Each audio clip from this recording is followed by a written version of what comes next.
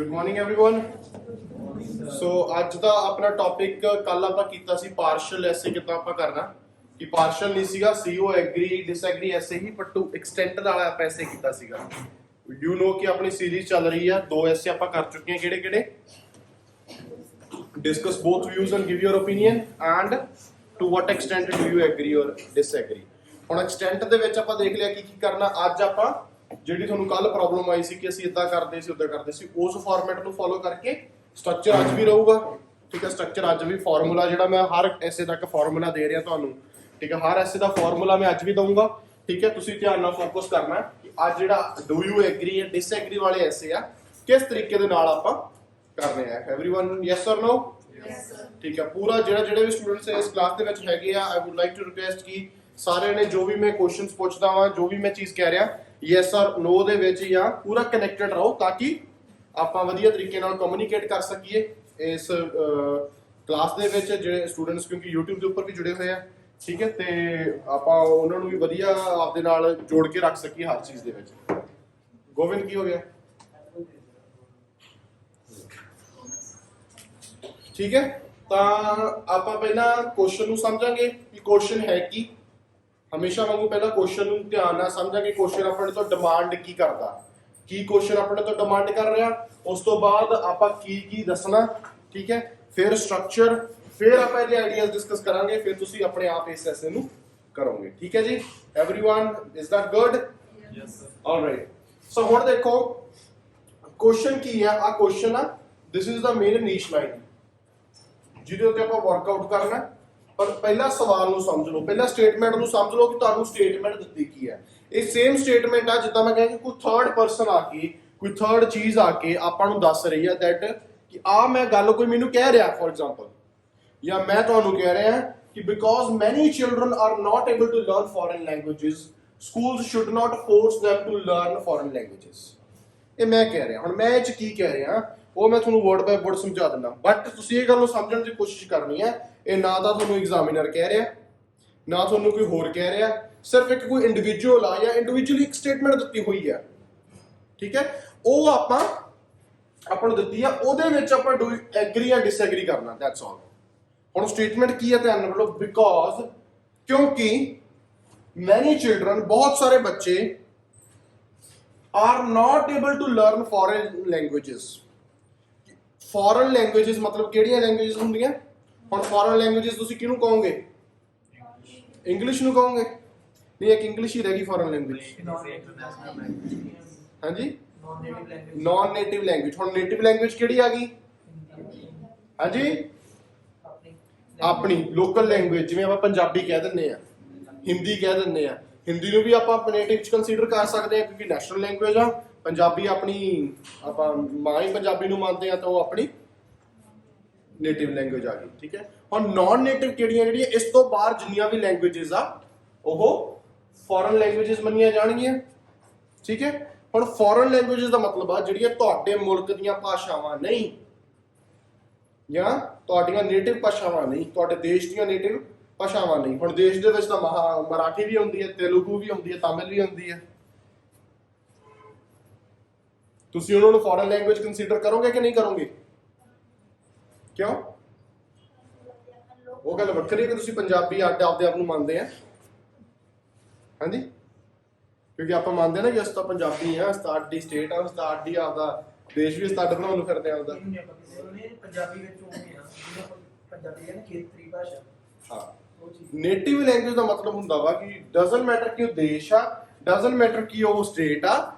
Native language ਦਾ ਮਤਲਬ ਜਿਹੜੀ ਤੁਸੀਂ ਬਚਪਨ ਤੋਂ ਤੁਹਾਡੀਆਂ ਪੁਸ਼ਤਾਂ ਬੋਲਦੀਆਂ ਆ ਰਹੀਆਂ ਨੇ, ਤੁਹਾਡੀ ਕਮਿਊਨਿਟੀ ਦੇ ਵਿੱਚ ਜਿਹੜੀਆਂ ਤੁਹਾਡੀਆਂ ਪੁਸ਼ਤਾਂ ਬੋਲਦੀਆਂ ਆ ਰਹੀਆਂ ਨੇ, that is the native language. ਜਿਵੇਂ ਆਪਣੇ ਕੀ ਪੰਜਾਬੀ।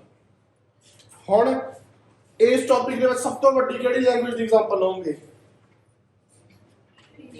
ਇੰਗਲਿਸ਼ ਦੀ, ਕਿਉਂਕਿ ਆਪਾਂ ਸਿੱਖ ਹੀ ਹੋ ਰਹੇ ਆ। ਠੀਕ ਹੈ, ਆਪਾਂ ਤਾਂ ਇੱਥੇ ਬੈਠੇ ਹੀ ਇਹ ਕੰਮ ਕਰਨ ਡਏ ਆ, ਇਹੀ ਕਰਨ ਡਏ ਆ ਨਾ। ਹਨਾ, ਹੁਣ ਇਹਦੇ ਵਿੱਚ ਗਾਂ ਨੇਟਿਵ, ਹੁਣ ਜਿਹੜੀ ਆ ਡਏ ਵਾਲੀ ਗੱਲ ਆ, ਇਹ ਹੁਣ ਉਹਨਾਂ ਦੀ ਲੈਂਗੁਏਜ ਆ, ਆਪਾਂ ਬੋਲਦੇ ਆ ਆਪਣੀ ਮਾਲਵੇ ਦੀ, ਉਹ ਮਾਝੇ ਦੀ। ਹਾਂ, ਉਹ ਮਾਝੇ ਦੀ, ਆਪਣੀ ਮਾਲਵੇ ਦੀ ਹੈ। ਤੇ ਹੁਣ ਇਹ ਦੱਸੋ ਕਿ ਇਹ ਹੁਣ ਆਪਣੀ ਨੇਟਿਵ ਆਹ ਹੋਈ ਕਿ ਉਹ ਹੋਈ? ਹਾਂਜੀ, ਅੱਛਾ, ਮਾਲਵੇ ਦੀ। ਹੁਣ ਆਪਾਂ ਮਾਲਵੇ ਦੇ, ਹੁਣ ਆਪਾਂ ਮਾਝੇ, ਆਪਾਂ ਇਹਦੇ ਵਿੱਚ ਮਾਲਵੇ ਵਾਲੀ ਲੈਂਗੁਏਜ ਨੂੰ ਮਾਝੇ ਵਾਲੀ ਲੈਂਗੁਏਜ ਨਾਲ ਕੰਪੇਅਰ ਕਰ ਸਕਦੇ ਆ? ਕੀ ਆਪਾਂ ਮਾਝੇ ਵਾਲੀ ਪੰਜਾਬੀ ਨੂੰ ਇੱਥੇ ਨੇਟਿਵ ਲੈਂਗੁਏਜ ਫੋਰਨ ਲੈਂਗੁਏਜ ਕਹਿ ਸਕਦੇ ਆ? ਕਿਉਂ ਹੈ? ਪੰਜਾਬੀ ਦਾ ਪੰਜਾਬੀ ਆ, ਫਿਰ ਤੁਸੀਂ ਮਾਝਾ ਮਾਲਵਾ ਕਿਉਂ ਕਹਿਣ ਲੱਗ ਗਏ? ਦ ਰੀਜ਼ਨ ਇਜ਼ ਕਿ ਪੰਜਾਬੀ ਲੈਂਗੁਏਜ ਆਪਾਂ ਨੂੰ ਪਤਾ ਕਿ ਪੰਜਾਬੀ ਆ, ਆਪਾਂ ਨੂੰ ਪਤਾ ਕਿ ਮਾਝਾ ਵਾ, ਮਾਲਵਾ ਵਾ, ਦੁਆਬਾ ਵਾ, ਆ ਚੀਜ਼ਾਂ ਵਾ, ਠੀਕ ਹੈ। ਇੱਥੇ ਐਂ ਬੋਲਿਆ ਜਾਂਦਾ, ਆ ਵਰਡ ਨੂੰ ਇੱਥੇ ਐਂ ਬੋਲਿਆ ਜਾਂਦਾ, ਇੱਥੇ ਲੈਂਗੁਏਜ ਐਂ ਯੂਜ਼ ਕੀਤੀ, ਪਰ ਐਗਜ਼ਾਮੀਨਰ ਨੂੰ ਕੀ ਪਤਾ ਨਾ ਹੋਵੇ।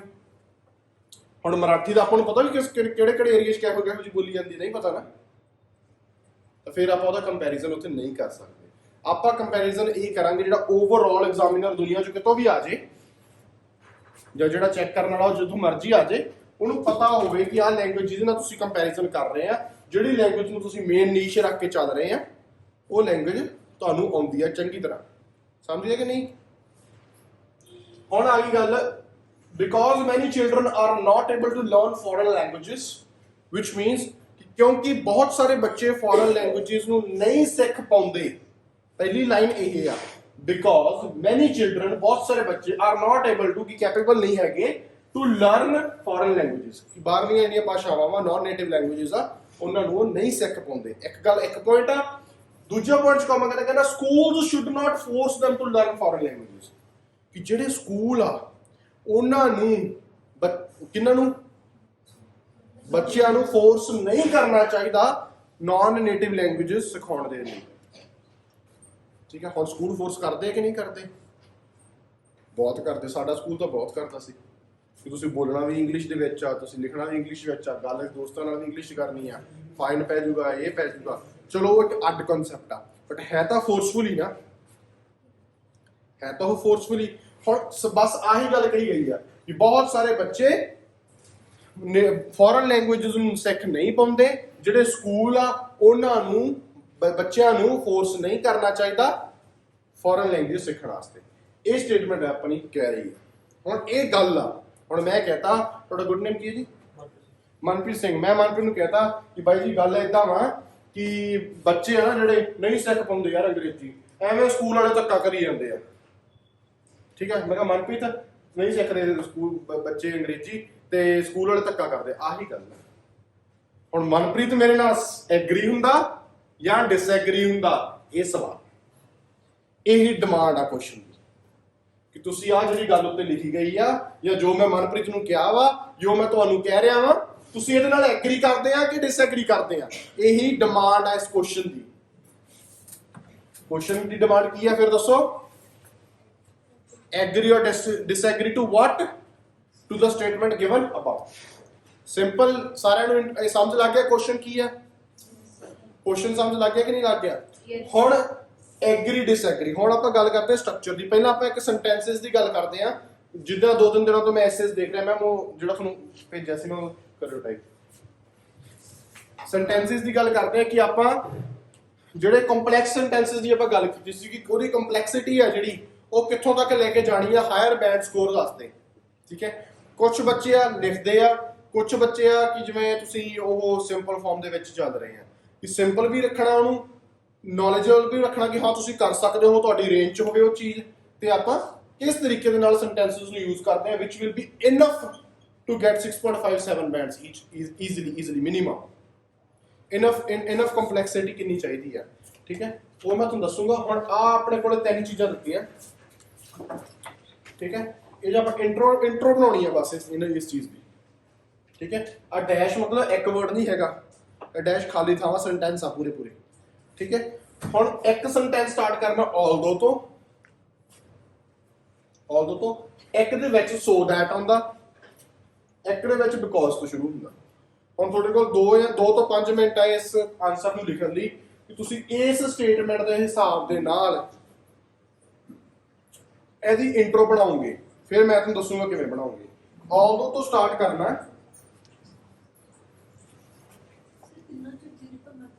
ਨਹੀਂ ਅੱਜ ਹੀ ਜਾਣਾ ਇਸ ਪੈਟਰਨ ਦੇ ਵਿੱਚ। ਹਾਂ, 3 ਸੈਂਟੈਂਸਸ ਲਿਖਣੇ ਆਪਾਂ। ਆਲਦੋ ਤੋਂ ਸਟਾਰਟ ਕਰਕੇ so that because ਬਣਾਓ ਜੀ। ਤੁਸੀਂ ਕੀ ਬਣਾਓਗੇ ਸੈਂਟੈਂਸਸ ਦਾ? अलग अलग तीन बन गए बिल्कुल तीन सेंटेंसेस है एक ऑल्दो अगे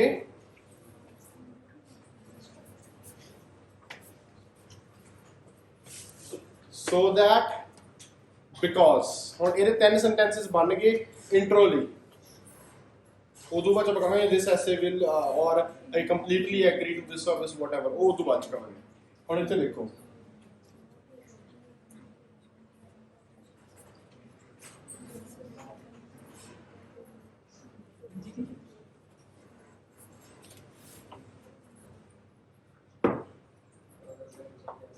ਹੈ कोई नहीं दिखाऊंगा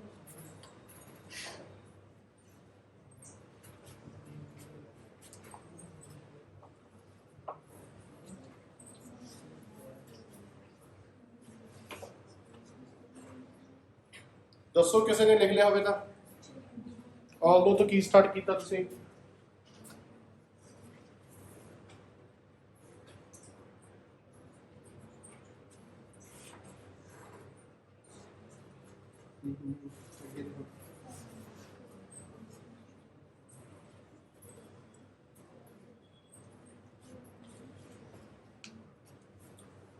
और कोई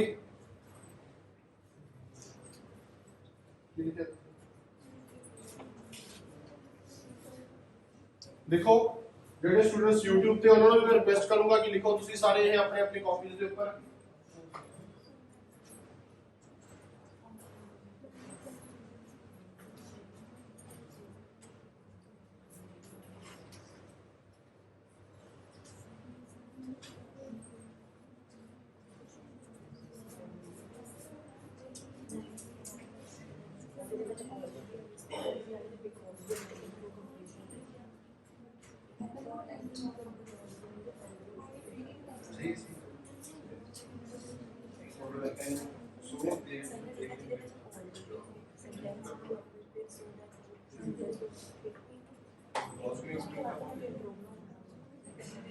Everyone be silent.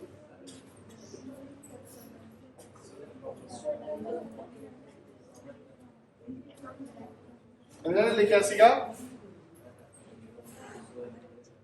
although schools are forcing students to learn foreign language so that it would be easy for them to communicate ਅੱਗੇ ਕੀ ਲਿਖਿਆ ਸੀ ਓਕੇ ਹੁਣ because ਦਾ ਮਤਲਬ ਕੀ ਹੈ be the cause because ਆਪਾਂ ਉਦੋਂ ਯੂਜ਼ ਕਰਨਾ ਵਾ ਜਦੋਂ ਕਿਸੇ ਚੀਜ਼ ਦਾ cause explain ਕਰਨਾ ਹੋਵੇ ਮੈਂ ਚਾਹ ਪੀ ਰਿਹਾ because ਜਾਂ ਤਾਂ ਮੇਰਾ ਜੀ ਕਰਦਾ because ਜਾਂ ਮੈਨੂੰ ਨੀਂਦ ਆਉਂਦੀ ਹੈ ਹੁਣ ਇਹਦਾ cause ਕੀ ਆ ਕਿ ਮੈਨੂੰ ਨੀਂਦ ਆ ਰਹੀ ਹੈ ਤਾਂ ਚਾਹ ਪੀਣੀ ਹੈ ਠੀਕ ਹੈ ਇਹ cause ਆ because ਉਦੋਂ ਹੀ ਯੂਜ਼ ਕਰਨਾ ਐਵੇਂ ਨਹੀਂ ਹਰ ਜਗ੍ਹਾ ਦੇ ਉੱਤੇ ਆਪਾਂ because ਨੂੰ ਫਿੱਟ ਕਰ ਦੇਣਾ because ਉਦੋਂ ਹੀ ਯੂਜ਼ ਕਰਨਾ ਜਦੋਂ ਕਿਸੇ ਚੀਜ਼ ਦਾ cause explain ਕਰਨਾ ਹੋਵੇ when something is being the cause of something ਉਦੋਂ ਆਪਾਂ because यूज करना ਹੁਣ ਚਲੋ ਪਹਿਲਾ ਸੈਂਟੈਂਸ ਇਹਨਾਂ ਦਾ ਸਹੀ ਹੈ ਦੂਜਾ ਸੈਂਟੈਂਸ ਕੋਈ ਹੋਰ ਦੱਸੂਗਾ ਬੋਲੋ ਤੁਸੀਂ ਕੀ ਲਿਖਿਆ ਕਿਸੇ ਨੇ ਤਪਿੰਦਰ ਕੀ ਲਿਖਿਆ ਤੁਸੀਂ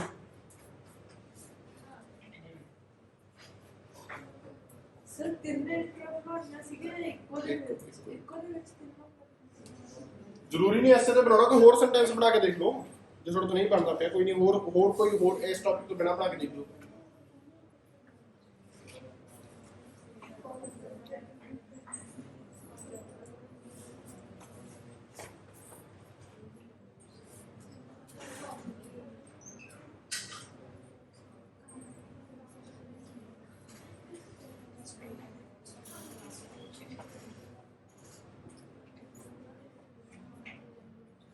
ਹੁਣ ਜੇ ਤੁਸੀਂ ਇਸ ਸਟੇਟਮੈਂਟ ਨਾਲ ਐਗਰੀ ਹੋਣਾ ਹੋਵੇ ਤੁਸੀਂ ਕਿੱਦਾਂ ਯੂਜ਼ ਕਰਦੇ ਆ although learning native language non-native languages for children is important so that they can get a better job or they can get better job opportunities in the future schools force students to learn non-native languages because of the same reason कह सकते हैं या because ਨੂੰ proper explain ਕਰ ਸਕਦੇ ਜਾਂ ਜਦੋਂ ਆਪਾਂ ਕਿਹਾ ਕਿ ਉਹ better opportunity ਨੂੰ ਮਿਲ ਜਾਵੇ ठीक है, कितना although learning non-native languages are important, yeah, although every school forces students to learn non-native languages so that they can develop a strong skill of that, yes, a strong skill of any other languages, yeah, any other language, because it is important for better job opportunities in the future. ਹੁਣ ਜਦੋਂ ਤੁਸੀਂ ਇਸ sentence ਦਾ breakdown ਕਰੋਗੇ ਨਾ, ਕੋਈ ਕਿਸੇ ਨੇ ਹੁਣ ਜਿਵੇਂ ਵੀਰ ਜੀ ਨੇ ਚੀਜ਼ ਲਿਖੀ ਆ, although schools are forcing students to learn foreign languages, ਹੁਣ ਇੱਥੇ ਦੇਖ ਲਓ, although schools are forcing students to learn foreign languages, ਇਹੀ ਲਿਖਿਆ, ਇਹੀ ਲਾਈਨ ਬਣਦੀ ਹੈ ਨਾ। ਹੁਣ ਗੱਲ ਸਿਰਫ ਇੰਨੀ ਕਿ ਜਿਹੜੀ ਤੁਹਾਨੂੰ ਮੈਂ ਸਮਝਾਉਣਾ ਚਾਹ ਰਿਹਾ, ਜਦੋਂ ਤੁਸੀਂ ਸੈਂਟੈਂਸਸ ਨੂੰ ਟਾਈਪ ਕਰਦੇ ਆ, ਇੱਕ ਮਿੰਟ ਵੀ ਹੈਲੋ, ਜਦੋਂ ਤੁਸੀਂ ਸੈਂਟੈਂਸਸ ਨੂੰ ਟਾਈਪ ਕਰਦੇ ਆ, ਜਿਹੜੀ ਗੱਲ ਮੈਂ ਤੁਹਾਨੂੰ ਸਮਝਾਉਣਾ ਚਾਹ ਰਿਹਾ ਵਾਂ, ਹੁਣ ਜੇ ਤੁਸੀਂ ਤੇ ਆਲਦੋ ਨਹੀਂ ਲਾਉਂਦੇ, ਸੈਂਟੈਂਸ ਫਿਰ ਸਹੀ ਹੈ ਕਿ ਗਲਤ ਆ? ਤੁਸੀਂ ਇਹਦਾ ਸਟਾਰਟ ਕਰ ਸਕਦੇ ਕਿ ਨਹੀਂ ਕਰ ਸਕਦੇ? ਫਿਰ ਵੀ ਕਰ ਸਕਦੇ ਆ। Schools are forcing students to learn foreign languages, ਗੱਲ ਸਹੀ ਹੈ। ਹੁਣ ਜਦੋਂ ਆਪਾਂ ਇੱਥੇ ਆਲਦੋ ਲਾਤਾ, ਇਹੀ ਛੋਟੀ ਜਿਹੀ ਕੰਪਲੈਕਸਿਟੀ ਹੈ ਜਿਹੜੀ ਆਪਾਂ ਐਡ ਕੀਤੀ ਹੈ। ਆਲਦੋ ਵਰਡ, ਚਾਹੇ ਉਹਦਾ ਮਤਲਬ ਹੈ ਚਾਹੇ ਮਤਲਬ ਨਹੀਂ ਹੈ, ਮੈਂ ਨਹੀਂ ਕਹਿ ਰਿਹਾ ਉਹਦਾ ਮਤਲਬ ਨਹੀਂ ਹੈ। ਆਪਾਂ ਇਹਨੂੰ ਐਜ਼ ਆਲਦੋ ਨੂੰ ਪੰਜਾਬੀ ਚ ਆਪਾਂ ਕੀ ਕਹਿ ਦਿੰਦੇ ਆ? ਹੈ ਭਾਵੇਂ। ਯਾਰ ਭਾਵੇਂ ਸਕੂਲਸ ਫੋਰਸ ਕਰਦੇ ਆ ਬੱਚਿਆਂ ਨੂੰ, ਪਰ ਉਹ ਤਾਂ ਕਰਦੇ ਆ ਕਿ ਉਹ ਇਸ ਚੀਜ਼ ਦਾ ਸਕਿੱਲ ਪੈਦਾ ਕਰ ਲੈਣ, ਬੱਚੇ ਇਸ ਸਕਿੱਲ ਦਾ, ਇਸ ਚੀਜ਼, ਇਸ ਲੈਂਗੁਏਜ ਦਾ ਸਕਿੱਲ ਪੈਦਾ ਕਰ ਲੈਣ। ਕਿਉਂ? ਕਿਉਂਕਿ ਇਹਦਾ ਕਾਰਨ ਇਹ ਆ, ਇਹਦਾ ਕਾਜ਼ ਇਹ ਆ ਕਿ ਇਹ ਨਾਨ ਨੇਟਿਵ ਲੈਂਗੁਏਜਸ ਬੱਚਿਆਂ ਵਾਸਤੇ ਬੈਟਰ ਜੌਬ ਓਪਰਚੁਨਿਟੀਜ਼ ਪ੍ਰੋਵਾਈਡ ਕਰਦਾ ਫਿਊਚਰ ਦੇ ਵਿੱਚ। ਇਦਾਂ ਹੀ ਕਵਾਂਗੇ ਕਿ ਨਹੀਂ ਕਵਾਂਗੇ? ਹੁਣ ਤੁਸੀਂ ਜਿੰਨੇ ਵੀ ਸੋ ਦੈਟ ਆ, ਬਿਕੋਜ਼ ਆ, ਜੇ ਤੁਸੀਂ ਜਿੰਨੇ ਵੀ ਸੈਂਟੈਂਸ ਲਿਖੇ ਹੋਣਗੇ, ਜੇ ਤੁਸੀਂ ਸਹੀ ਲਿਖਿਆ, ਸਹੀ ਗ੍ਰਾਮਰ ਨਾਲ ਲਿਖਿਆ, ਤੁਸੀਂ ਆਲਦੋ ਹਟਾ ਦੋਗੇ ਤਾਂ ਵੀ ਸੈਂਟੈਂਸ ਸਹੀ ਹੋਊਗਾ, ਸੋ ਦੈਟ ਹਟਾ ਦੋਗੇ ਤਾਂ ਵੀ ਸੈਂਟੈਂਸ ਸਹੀ ਹੋਊਗਾ, ਬਿਕੋਜ਼ ਹਟਾ ਦੋਗੇ ਤਾਂ ਵੀ ਸੈਂਟੈਂਸ ਸਹੀ ਹੋਊਗਾ, ਪਰ ਉਹ ਸਿੰਪਲ ਸੈਂਟੈਂਸ ਰਹੂਗਾ। ਸਮਝ ਲੱਗੀ ਕਿ ਨਹੀਂ ਲੱਗੀ? Yes or no? ਠੀਕ ਹੈ, ਉਹ ਸੈਂਟੈਂਸ ਫਿਰ ਸਿੰਪਲ ਰਹੂਗਾ। ਪਰ ਬਸ ਇਹੀ ਕੁਝ ਚੀਜ਼ਾਂ ਵਾ, ਬਿਕੋਜ਼ ਨੂੰ ਸਹੀ ਜਗ੍ਹਾ ਤੇ ਯੂਜ਼ ਕਰਨਾ, ਆਲਦੋ ਨੂੰ ਸਹੀ ਜਗ੍ਹਾ ਤੇ ਯੂਜ਼ ਕਰਨਾ, ਸੋ ਦੈਟ ਨੂੰ ਸਹੀ ਜਗ੍ਹਾ ਤੇ ਯੂਜ਼ ਕਰਨਾ। ਕੋਈ ਜ਼ਿਆਦਾ ਟਫ ਵੋਕੈਬਲਰੀ ਆਪਾਂ ਯੂਜ਼ ਨਹੀਂ ਕਰਨੀ ਕਿ ਹਾਂ ਆਪਾਂ ਆ ਐਡ ਕਰ ਦਈਏ, ਨਾਟ ਓਨਲੀ ਬਟ ਆਲਸੋ ਵੀ ਕਰ ਸਕਦੇ ਆ, ਕਿ ਈਦਰ ਔਰ, ਨੀਦਰ ਨੌਰ, ਇਹ ਸਾਰੇ ਜਿਹੜੇ ਵਰਡ ਆ ਇਹ ਤੁਹਾਨੂੰ ਪਤਾ ਹੋਣਾ ਚਾਹੀਦੀ। ਆਪਾਂ ਇਹਨਾਂ ਚੀਜ਼ਾਂ ਉੱਤੇ ਇੱਕ ਦਿਨ ਸਪੈਸ਼ਲ ਕਲਾਸ ਵੀ ਰੱਖਣੀ ਹੈ ਸੈਟਰਡੇ ਨੂੰ, ਮੋਸਟ ਪ੍ਰੋਬੇਬਲੀ ਆਫਟਰ ਦਾ ਮੌਕ ਟੈਸਟ ਔਰ ਸਮਥਿੰਗ। ਠੀਕ ਹੈ, ਕਿ ਆਪਾਂ ਇਹ ਜਿਹੜੇ ਵਰਡਸ ਆਪਾਂ ਕਿੱਦਾਂ ਯੂਜ਼ ਕਰ ਸਕਦੇ ਹਾਂ, ਕਿੱਦਾਂ ਇਹਨਾਂ ਨੂੰ ਐਡ ਕਰ ਸਕਦੇ ਹਾਂ ਆਪਦੀ ਪੈਸੇजेस ਵਿੱਚ, ਆਪਣੇ ਰਾਈਟਿੰਗ ਬੀਪੀਸ ਦੇ ਵਿੱਚ, ਜਾਂ ਕਿਤੇ ਵੀ। ਅੰਡਰਸਟੈਂਡੇਬਲ ਔਰ ਨਾਟ? ਚਲਿਏ ਫਿਰ ਆਪਾਂ ਟੌਪਿਕ ਦੇ ਉੱਤੇ। ਸਮਝ ਲੱਗ ਗਈ? ਹੁਣ ਇਹਨਾਂ ਚੀਜ਼ਾਂ ਨੂੰ ਯੂਜ਼ ਕਰਕੇ ਤੁਸੀਂ ਇੰਟਰੋ ਬਣਾਉਣੀ ਹੈ। ਠੀਕ ਹੈ, BP1 ਦੇ ਵਿੱਚ ਟਰਾਈ ਕਰਨਾ ਹੈ ਤੁਸੀਂ ਯੂਜ਼ ਕਰੋ, ਈਦਰ ਔਰ ਯੂਜ਼ ਕਰੋ, ਨੀਦਰ ਨੌਰ ਯੂਜ਼ ਕਰੋ, not only but also use ਕਰੋ। ਇਹ ਸਾਰੀਆਂ ਚੀਜ਼ਾਂ ਨੂੰ ਯੂਜ਼ ਕਰਨ ਦੀ ਕੋਸ਼ਿਸ਼ ਕਰਨੀ ਹੈ। ਠੀਕ ਹੈ, ਆਪਾਂ ਹੁਣ ਆਪਣੇ ਟੌਪਿਕ ਤੇ ਆਉਂਦੇ ਹਾਂ। ਟੌਪਿਕ ਨੂੰ ਸਮਝਦੇ ਹਾਂ, ਟੌਪਿਕ ਕਹਿਣਾ ਕੀ ਚਾਹੁੰਦਾ ਆਪਾਂ ਨੂੰ। ਠੀਕ ਹੈ, ਉਹ ਆਪਾਂ ਮੈਂ ਤੁਹਾਨੂੰ ਦੱਸਦਾ। ਡਿਮਾਂਡ ਕੀ ਆ? ਡਿਮਾਂਡ ਸਿਰਫ ਇੰਨੀ ਹੈ ਕਿ ਆਹ ਸਟੇਟਮੈਂਟ ਆ ਜਿਹਦੇ ਵਿੱਚ ਕਿਹਾ ਹੈ ਕਿ ਜਿਹੜੇ ਬੱਚੇ ਆ, ਕਿਉਂਕਿ ਬਹੁਤ ਸਾਰੇ ਬੱਚੇ ਨਾਨ ਨੇਟਿਵ ਲੈਂਗੁਏਜਸ ਨੂੰ ਜਾਂ ਫੋਰਨ ਲੈਂਗੁਏਜਸ ਨੂੰ ਸਿੱਖ ਨਹੀਂ ਪਾਉਂਦੇ, ਸਕੂਲਸ ਨੂੰ ਬੱਚਿਆਂ ਨੂੰ ਫੋਰਸ ਨਹੀਂ ਕਰਨਾ ਚਾਹੀਦਾ ਇਹਦੇ ਵਾਸਤੇ। ਨਾਨ ਨੇਟਿਵ ਲੈਂਗੁਏਜਸ ਸਿੱਖਣ ਵਾਸਤੇ ਸਕੂਲਸ ਨੂੰ ਫੋਰਸ ਨਹੀਂ ਕਰਨਾ ਚਾਹੀਦਾ। ਇਹ ਇੱਕ ਸਟੇਟਮੈਂਟ ਆ। ਕੀ ਤੁਸੀਂ ਇਹਦੇ ਨਾਲ ਸਹਿਮਤ ਹੋ ਜਾਂ ਤੁਸੀਂ ਇਹਦੇ ਨਾਲ ਸਹਿਮਤ ਨਹੀਂ? ਇਹ ਸਵਾਲ। ਠੀਕ ਹੈ, ਹੁਣ ਇਹ ਤੋਂ ਬਾਅਦ ਆਪਾਂ ਇਹਦੇ ਪੁਆਇੰਟਸ ਡਿਸਕਸ ਕਰੀਏ ਕਿ ਕਿਹੜੇ ਸਹਿਮਤ ਦੇ ਪੁਆਇੰਟਸ ਕੀ ਹੋ ਸਕਦੇ ਤੇ ਨਾ ਸਹਿਮਤ ਹੋਣ ਦੇ ਪੁਆਇੰਟਸ ਕੀ ਹੋ ਸਕਦੇ।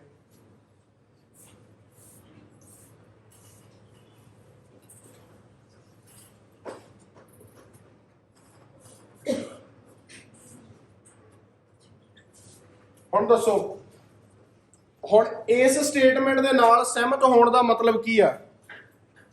ਇਸ ਸਟੇਟਮੈਂਟ ਦੇ ਨਾਲ ਸਹਿਮਤ ਹੋਣ ਦਾ ਮਤਲਬ ਇਹ ਆ ਕਿ ਤੁਸੀਂ ਇਸ ਗੱਲ ਨੂੰ ਮੰਨਦੇ ਆ ਕਿ ਬੱਚੇ ਨਾਨ ਨੇਟਿਵ ਲੈਂਗੁਏਜਸ ਨਹੀਂ ਸਿੱਖ ਸਕਦੇ, ਤੇ ਤੁਸੀਂ ਇਸ ਗੱਲ ਨੂੰ ਮੰਨਦੇ ਆ ਕਿ ਸਕੂਲਸ ਨੂੰ ਫੋਰਸ ਨਹੀਂ ਕਰਨਾ ਚਾਹੀਦਾ। ਠੀਕ ਹੈ, ਮਤਲਬ ਕਿ ਤੁਸੀਂ ਨਾਨ ਨੇਟਿਵ ਲੈਂਗੁਏਜ ਦੇ ਸਿੱਖਣ ਦੇ ਹੱਕ ਦੇ ਵਿੱਚ ਨਹੀਂ।